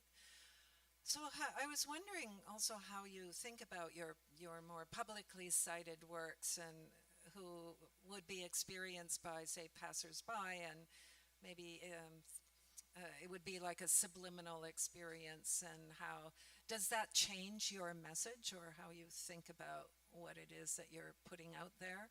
And I'm thinking of, I thought you might have shown that, but it was the large billboard, Milky Way, that's really registers as a smile that goes on for a block. So I'm wondering about your decisions around that. Sure. So a few years ago in Toronto, there was a block-long billboard. I think it was 156 feet. So it was really big, and it was the Milky Way, which is usually a straight line, but it was warped, so it was smiling. It it is as simple as that, but it took a long time to figure that out because of the scale of it, and context and location. So when I've been given these opportunities, I'm thinking about not disrupting a public, so not making a really busy thing that could cause a car crash or something. I mean, that goes through my head.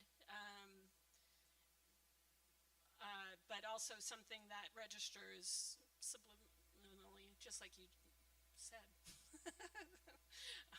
Where somebody can pass it every day. They're passing it. This was on the Gardner Expressway, for those of you who, or it was on the entrance to the Gardner Expressway. So it's a place where people are slowly getting onto the expressway. So they're going to see this thing for 3 years in a row. And so eventually somebody's going to go, oh, smile, it's a smile. And hopefully that will make their day. Well, that does also bring up how you use a lot of wit and humor in your work, and that whole process of finally recognizing that's actually a smile is a kind of joke on the viewer, isn't it? For the viewer. Yeah, not on the viewer, but yeah. Yeah, yeah. I like the work that I make, if it's in a public context, to be seen as something that people are in on it once they get it, but they're not outside of it, or it's not on them. Yeah, it's not meant to be spiteful. Yeah. Well, I think you also kind of work with forgotten kinds of pictures that would also be inspiring, like some kind of aha moment, like a recognition, like, oh yeah, I used to have a dress like that, or something that is very friendly, as you were saying. Yeah. So even though you might be critiquing the patriarchal system, it's still done in a rather gentle mode, I would say. Yeah. Which brings me around to what I was kind of wanting to ask about, but it's really a big topic, which is like your, say, your feminist approach, or just your like how you often work with representations of women and give idealized images kind of a new form, and you distort them a bit, and then they take on new lives. And so you seem to have had these ongoing kind of takes on specifically images of women, and I wondered how that related to your kind of feminist concerns. But that is probably a big question, too big. Yeah. I don't know. I believe in women. I am a woman. I, I think, yeah, shit's not been equal for a long time. So let's talk about that. Like, that comes out in the work. Yeah, and there are also really interesting examples of amazing women artists like Hannah Hosh or Martha Rosler, Sarah Swinar, who have brought a lot of humor to their social critiques, and how they kind of distort mass media images is often very subtle, not always, but it's it's a really interesting area of exploration, I think, and you've contributed to that as enormously. Do we have any questions here? Yeah, sure.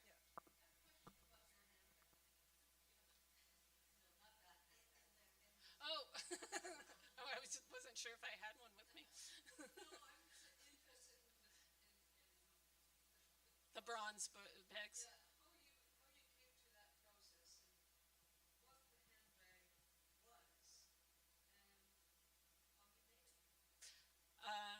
Okay, so I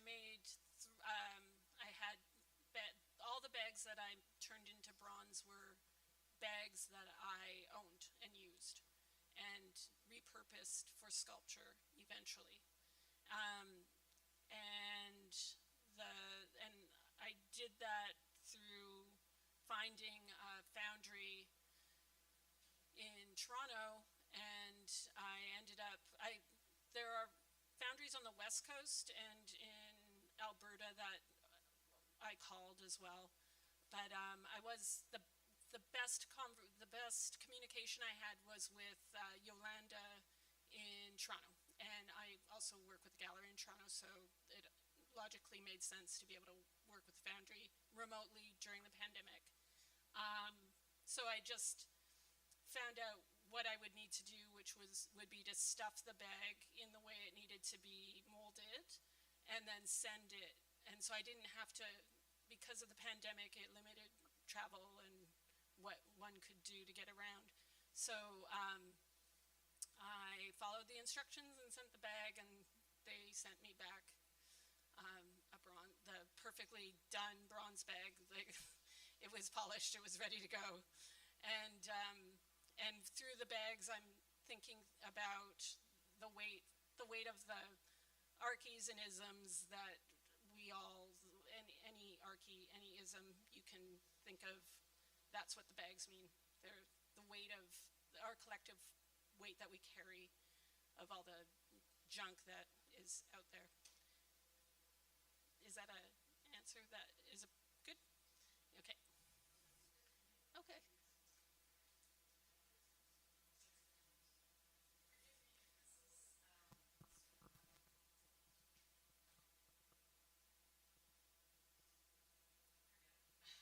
Oh,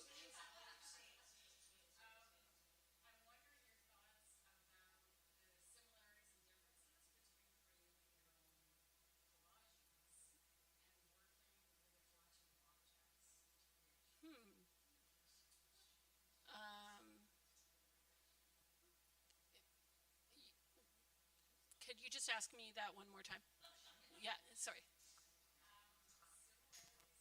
Differences. And yeah, right.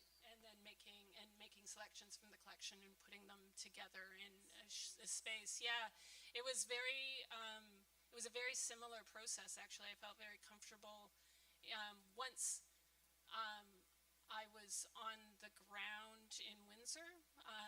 So I had made a long list and then eventually a short list of the things that I had found in the collection digital, like on their digital archive. They have 4,000 pieces in their collection, and I gauge 3,000 are probably online, like that had pictures. Others have descriptors, and you could ask to see. They'd take a picture of it for you, that kind of thing.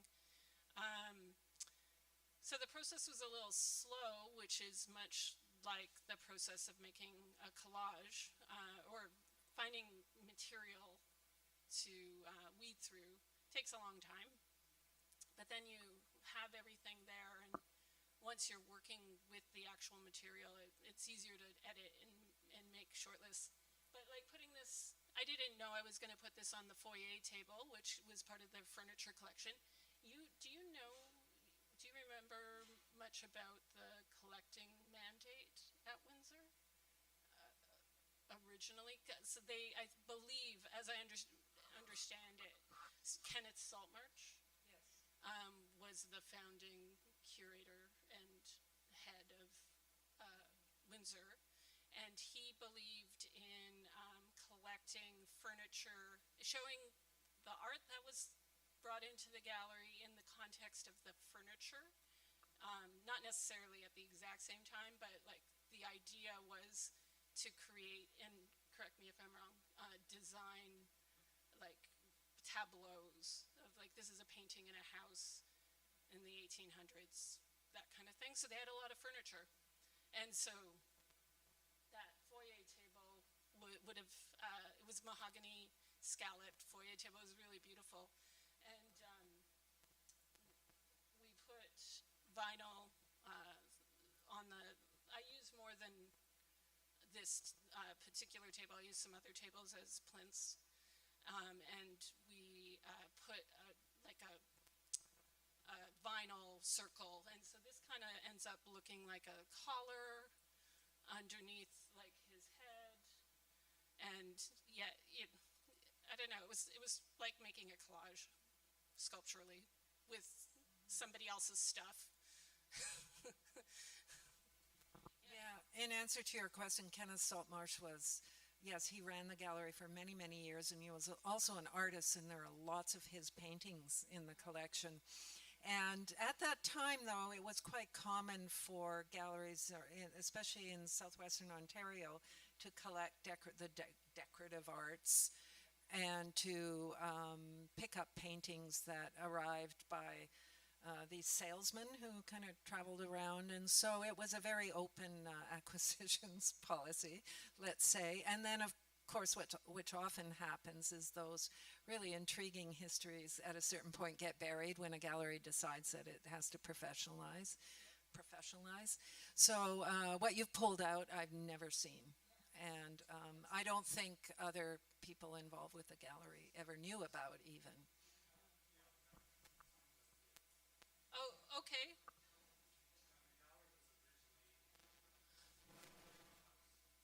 Yeah, the Willisted Manor. Yeah.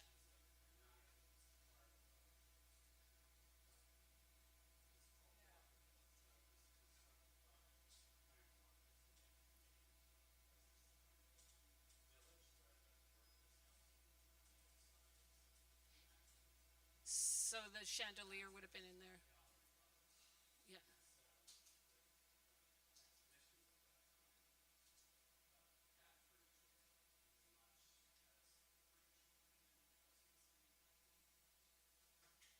Yeah.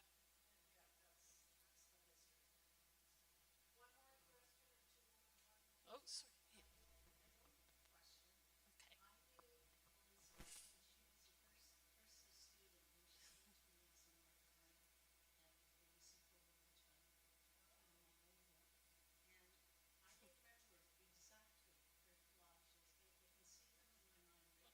That's sweet. Yeah.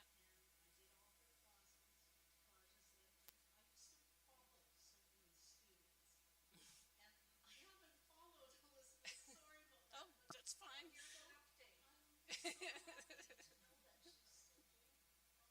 Yeah.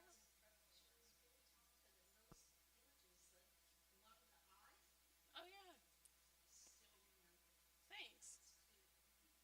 Thanks. Yeah. Thank you.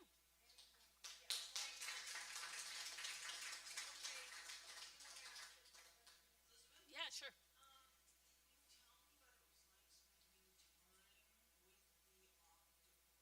Oh. Yeah, no, it was really cool.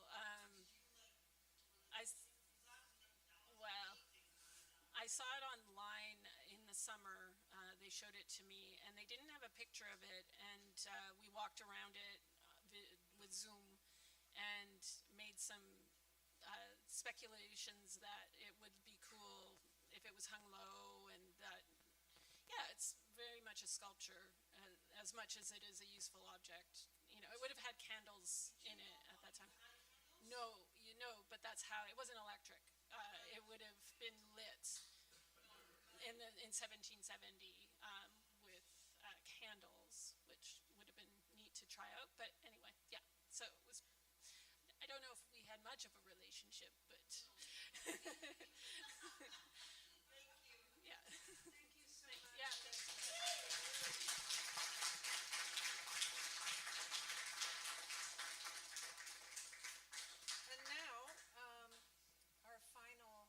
Our final presenter is Roger Larry.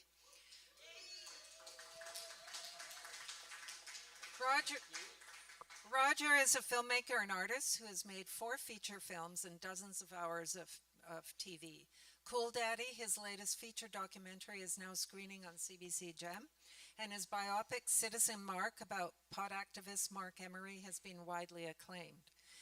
As a visual artist, Roger has a large body of work, primarily photographs, I'm assuming, made over. But that's okay. Oh, okay. Film and photograph. Well, photographic. And made over the last 30 years, but is only now attempting to exhibit them. So tonight will be an unveiling of his photography for the first time. He's had 3 film installations co-authored with Mark Lewis that were screened in 2013 at the Museum of Modern Art's PS1 in Brooklyn. And Roger's first solo exhibition, Below the Sea of Fog, featuring the photographs he's presenting here, will be at this gallery opening on May 18th. Thank you so much, Helga. Can people hear me? Is the mic good? You want me to go this way? Find the light. This is what I tell actors because I make features too. So it's like when you're here, I can't see the light. Here, I'm lit. I can see. If you're blinded, you're lit. I'm not blinded enough. Now I'm under both lights. Is that better, Ritesh? We're good? I want to give it up for Ritesh Sager, who is our technical director tonight, and the DOP. So grateful. He's doing a simulcast tonight and just doing a great job. I should have started with Helga, who's doing such a beautiful job. Thank you, Helga.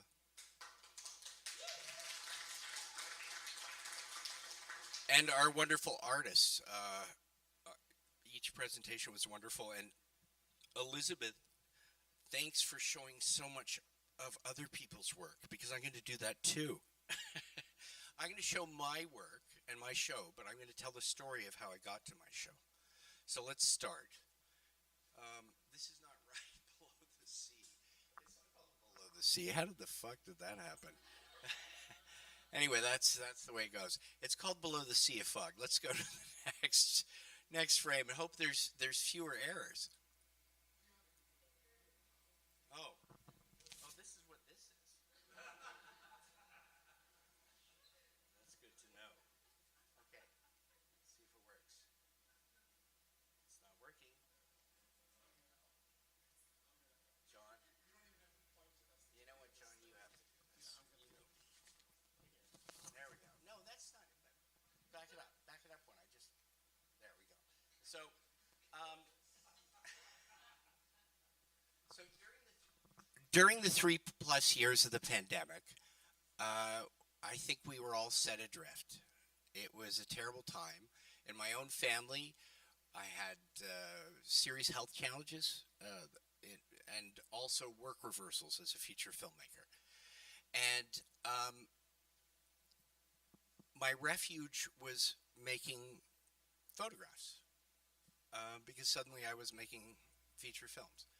And so let's go to the next one. I took about 15,000 images over this period. During both before and after and before the pandemic, most of my art production was people at play or people at work, tableau, and this was taken. Let's go to the next one. I found myself focused on as the pandemic went forward. I found myself focused on new work, which was these eerie landscapes. This was taken in January 22 and is near what settlers call Beaver Lake in Vancouver Stanley Park on the unceded indigenous land of the Musqueam and the Squamish. Let's go to the next one. This was taken on the same day.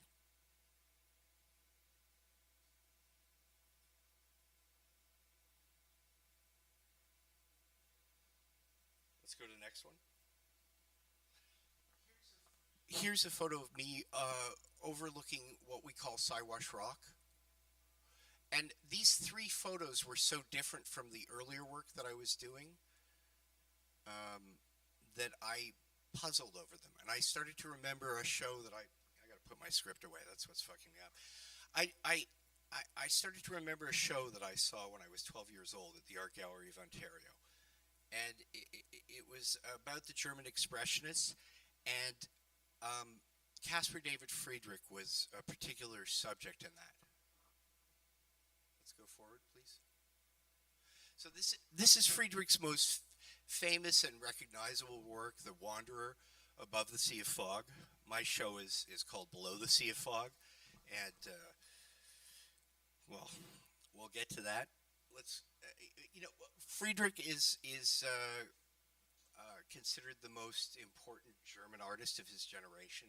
He's most associated with these kind of silhouetted figures against fog, Gothic ruins, the depths of the sea, or such. Let's go forward.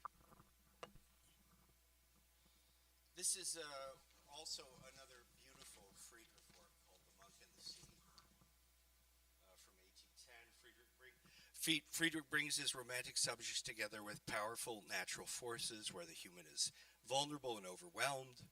Friedrich is powerfully associated with the idea of the sublime, an idea developed by Edmund Burke and others in the late 18th century. These philosophers describe the sublime as the limits of human understanding, where the human mind meets something vast and impossible to digest. Experiences of the sublime could include confrontations with mountain vistas, huge precipices. In each case, the human is made tiny.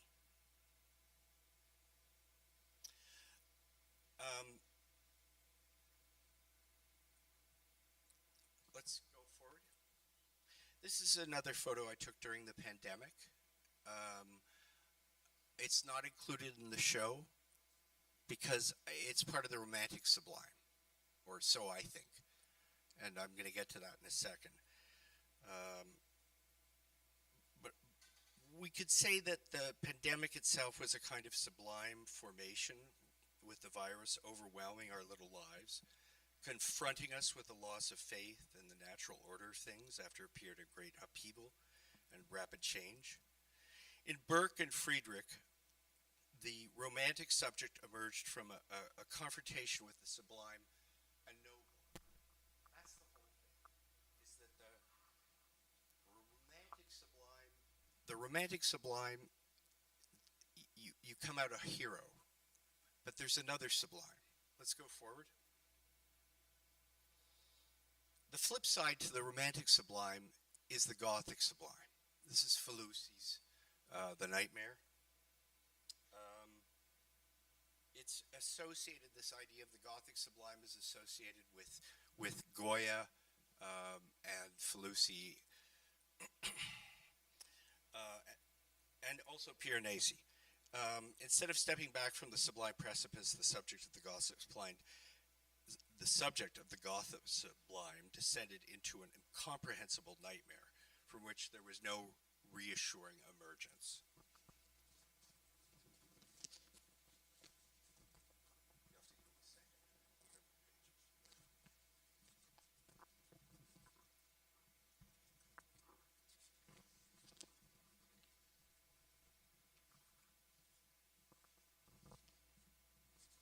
Go forward, please.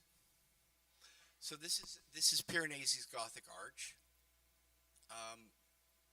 which really speaks to the Gothic sublime as well. And this really spoke to my photos and spoke to my experience of COVID. I'm just going to leave that up there for a sec.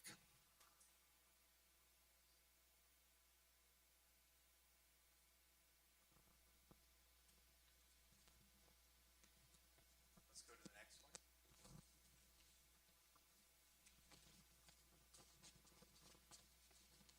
In the year or so after COVID, I thought more about my photos. I thought about the location of my photos. I realized that my photos weren't just about COVID. I was taking them all in Stanley Park. And Stanley Park, of course, is indigenous land. And so it's all haunted. So, as much as I was confronting my own abyss as I took these photographs, I was also confronting a haunted landscape. So, this is called Under Akachu. Under Akachu. Akachu means little lake. I went on tours with my with with I went on totours in Stanley Park with Coast Salish guides, and I was advised that it would be good to use the place names in the works titles, and so I have. I won't be telling the stories they told me, but the titles are there. And also, check out Talisay Tours.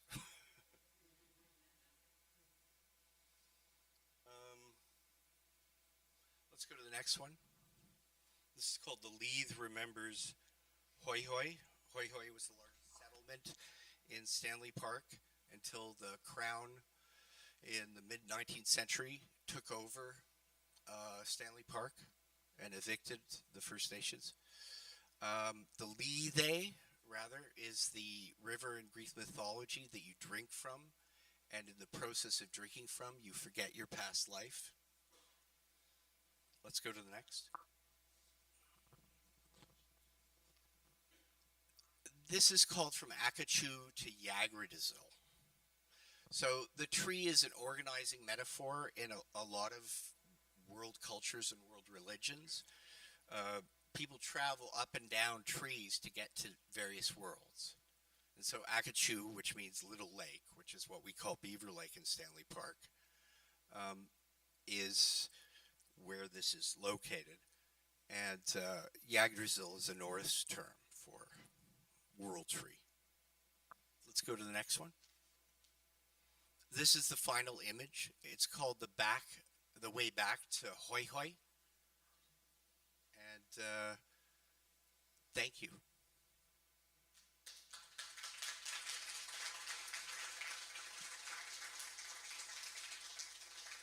You know, I've been producing these for a year, and I never realized how hard it was.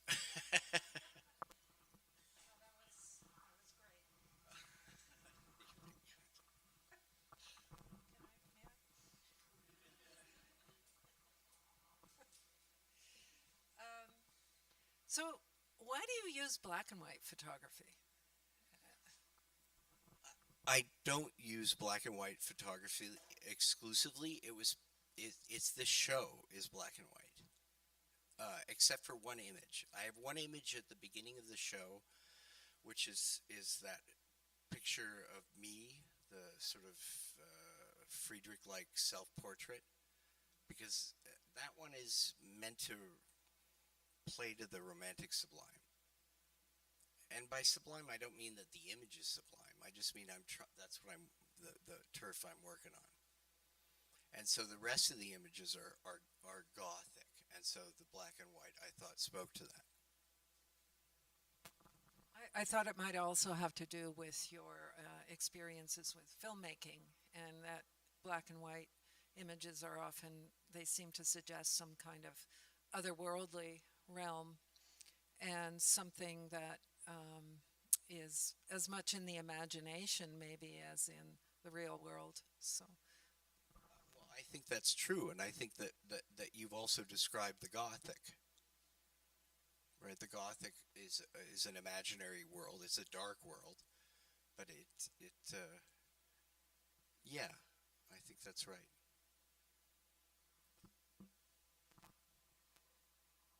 So the Gothic sublime is a pretty big subject, and for me, it seems to suggest anxiety and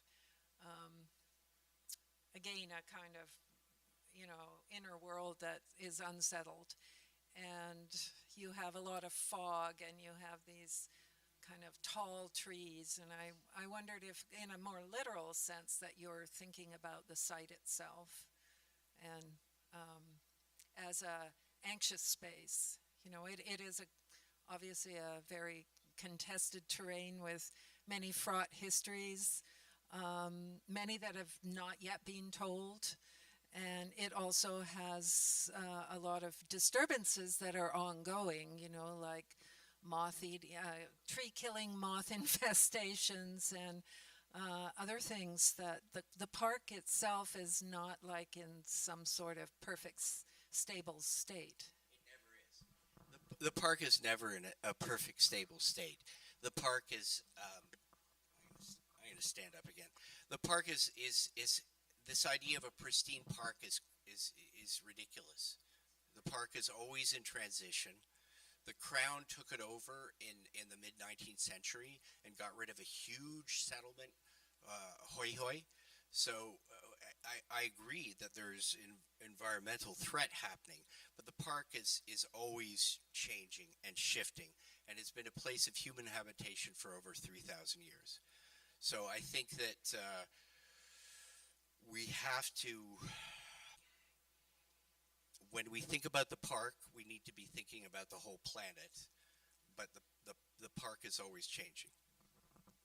But interestingly, you do show almost like a kind of picturesque landscape, as opposed to, say, the chaos of undergrowth, or more like the the disarray of the nature in the park too. So you are kind of idealizing it somewhat. Thanks.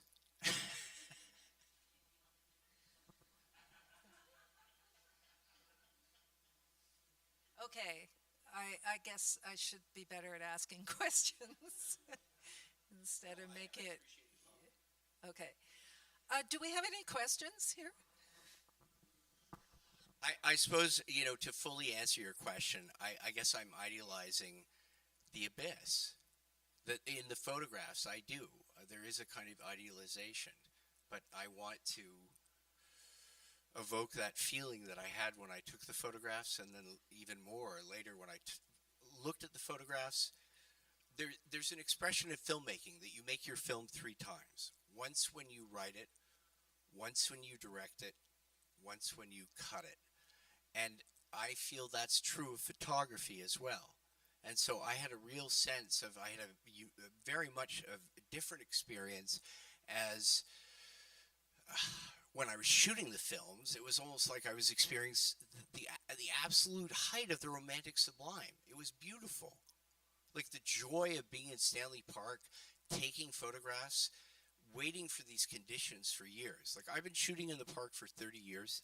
A lot of these locations I've shot over and over. I have probably, I don't want to say how many pictures I have of Beaver Lake, but I go back and back and back to the same places and wait for the weather. And so when the weather arrives, to me it's a religious moment.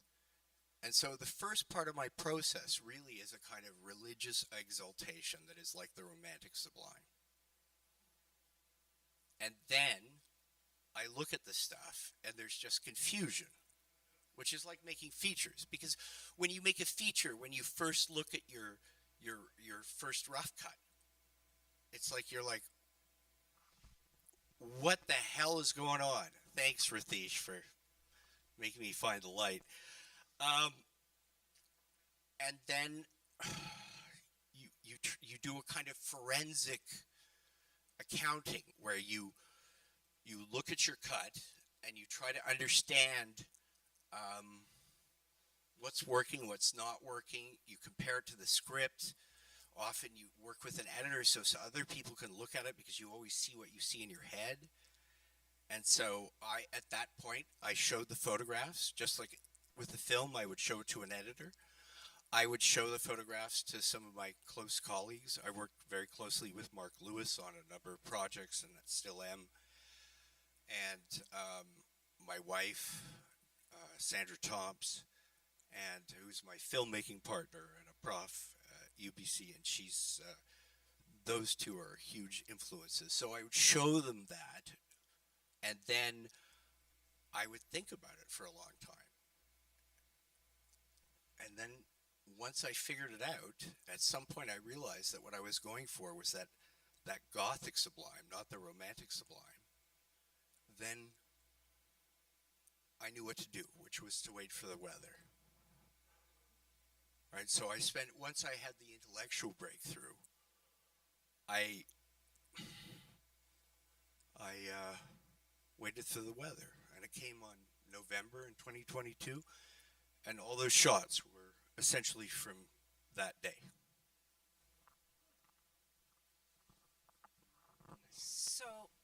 So in all of the thousands of images you've taken for years, like conducting this incredible study of the site, like you say, 30 years, you then arrived at a certain moment where you said, like, these are all the pictures I want. So even when you show your colleagues, it's already very edited down. So you're actually, where, like, I was just wondering how your process changed over those decades. Like, your camera must have changed, and obviously you changed. And then what was that aha moment on that date? Just looking at the pictures long enough. You know, I had those first three images, which I showed you. And from those three images, I had memories of paintings I had seen, and those paintings made me think about certain ideas. And they made me think about first the romantic, then the romantic sublime. And then I realized that, like, the whole idea of the Gothic, like, in the romantic sublime, the romantic subject, when it confronts the precipice, when it confronts the awfulness, when it's overwhelmed by whatever it's seeing, it emerges from that ennobled. But the Gothic sublime, it doesn't do that. It's the voice from the crypt that is essentially saying, reason is bullshit and you're fucked.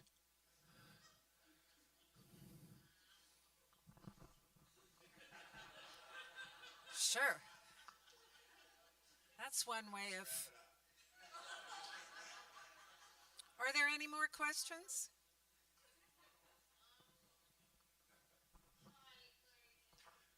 Hi, Susie.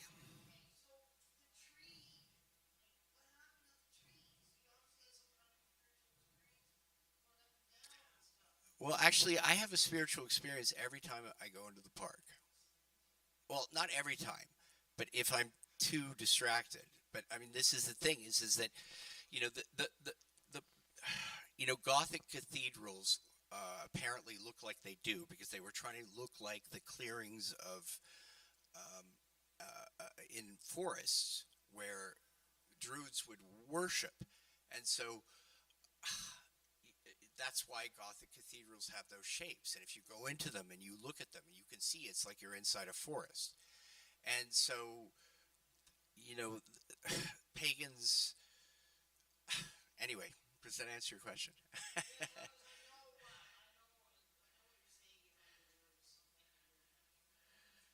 Yes.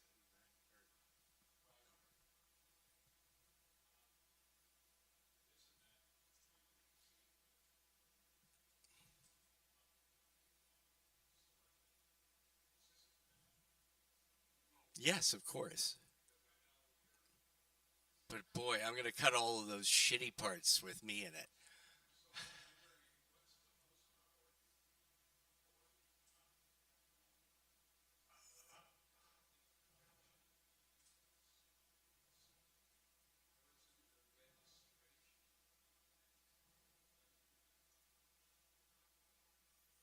Both.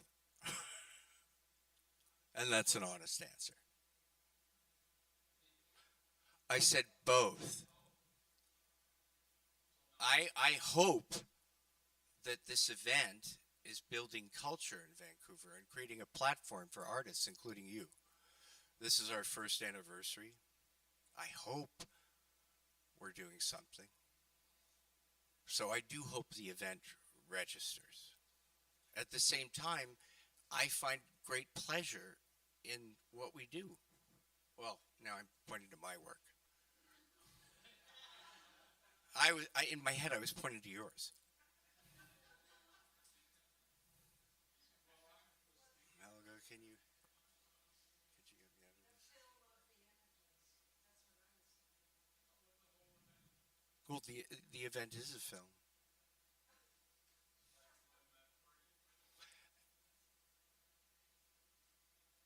Thanks.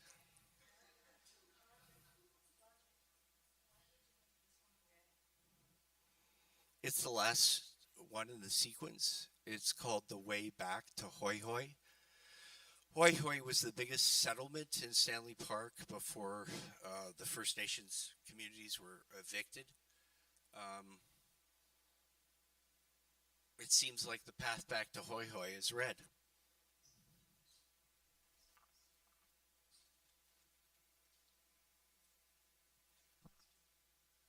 Lamb.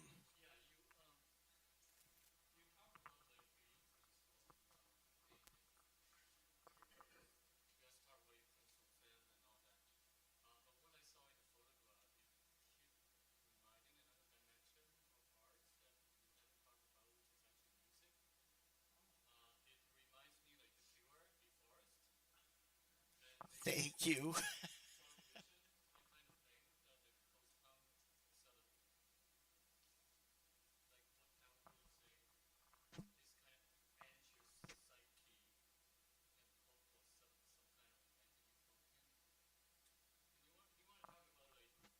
Well, that's you're speaking to my era, but I don't want to.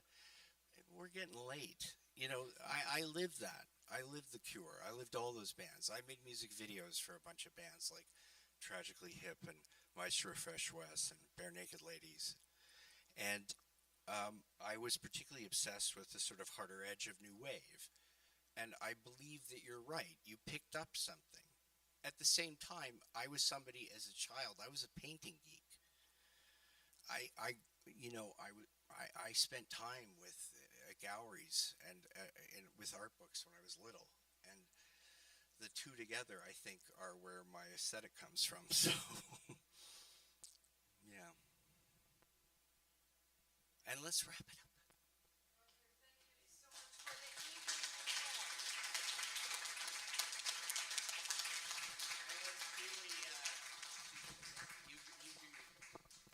Thanks everybody for coming tonight. You're such a great audience. I want to thank our four fabulous artists, John, Robert, Elizabeth, and Roger. Oh, the light. And especially thank Helga for programming such an interesting evening. And we hope that you come back to our next one. And I also want to thank Allison Powell, who has been helping us out since the very beginning. So have a wonderful night. Drive safe. And yeah, thank you. Yeah, I think the bar is open if you want another drink.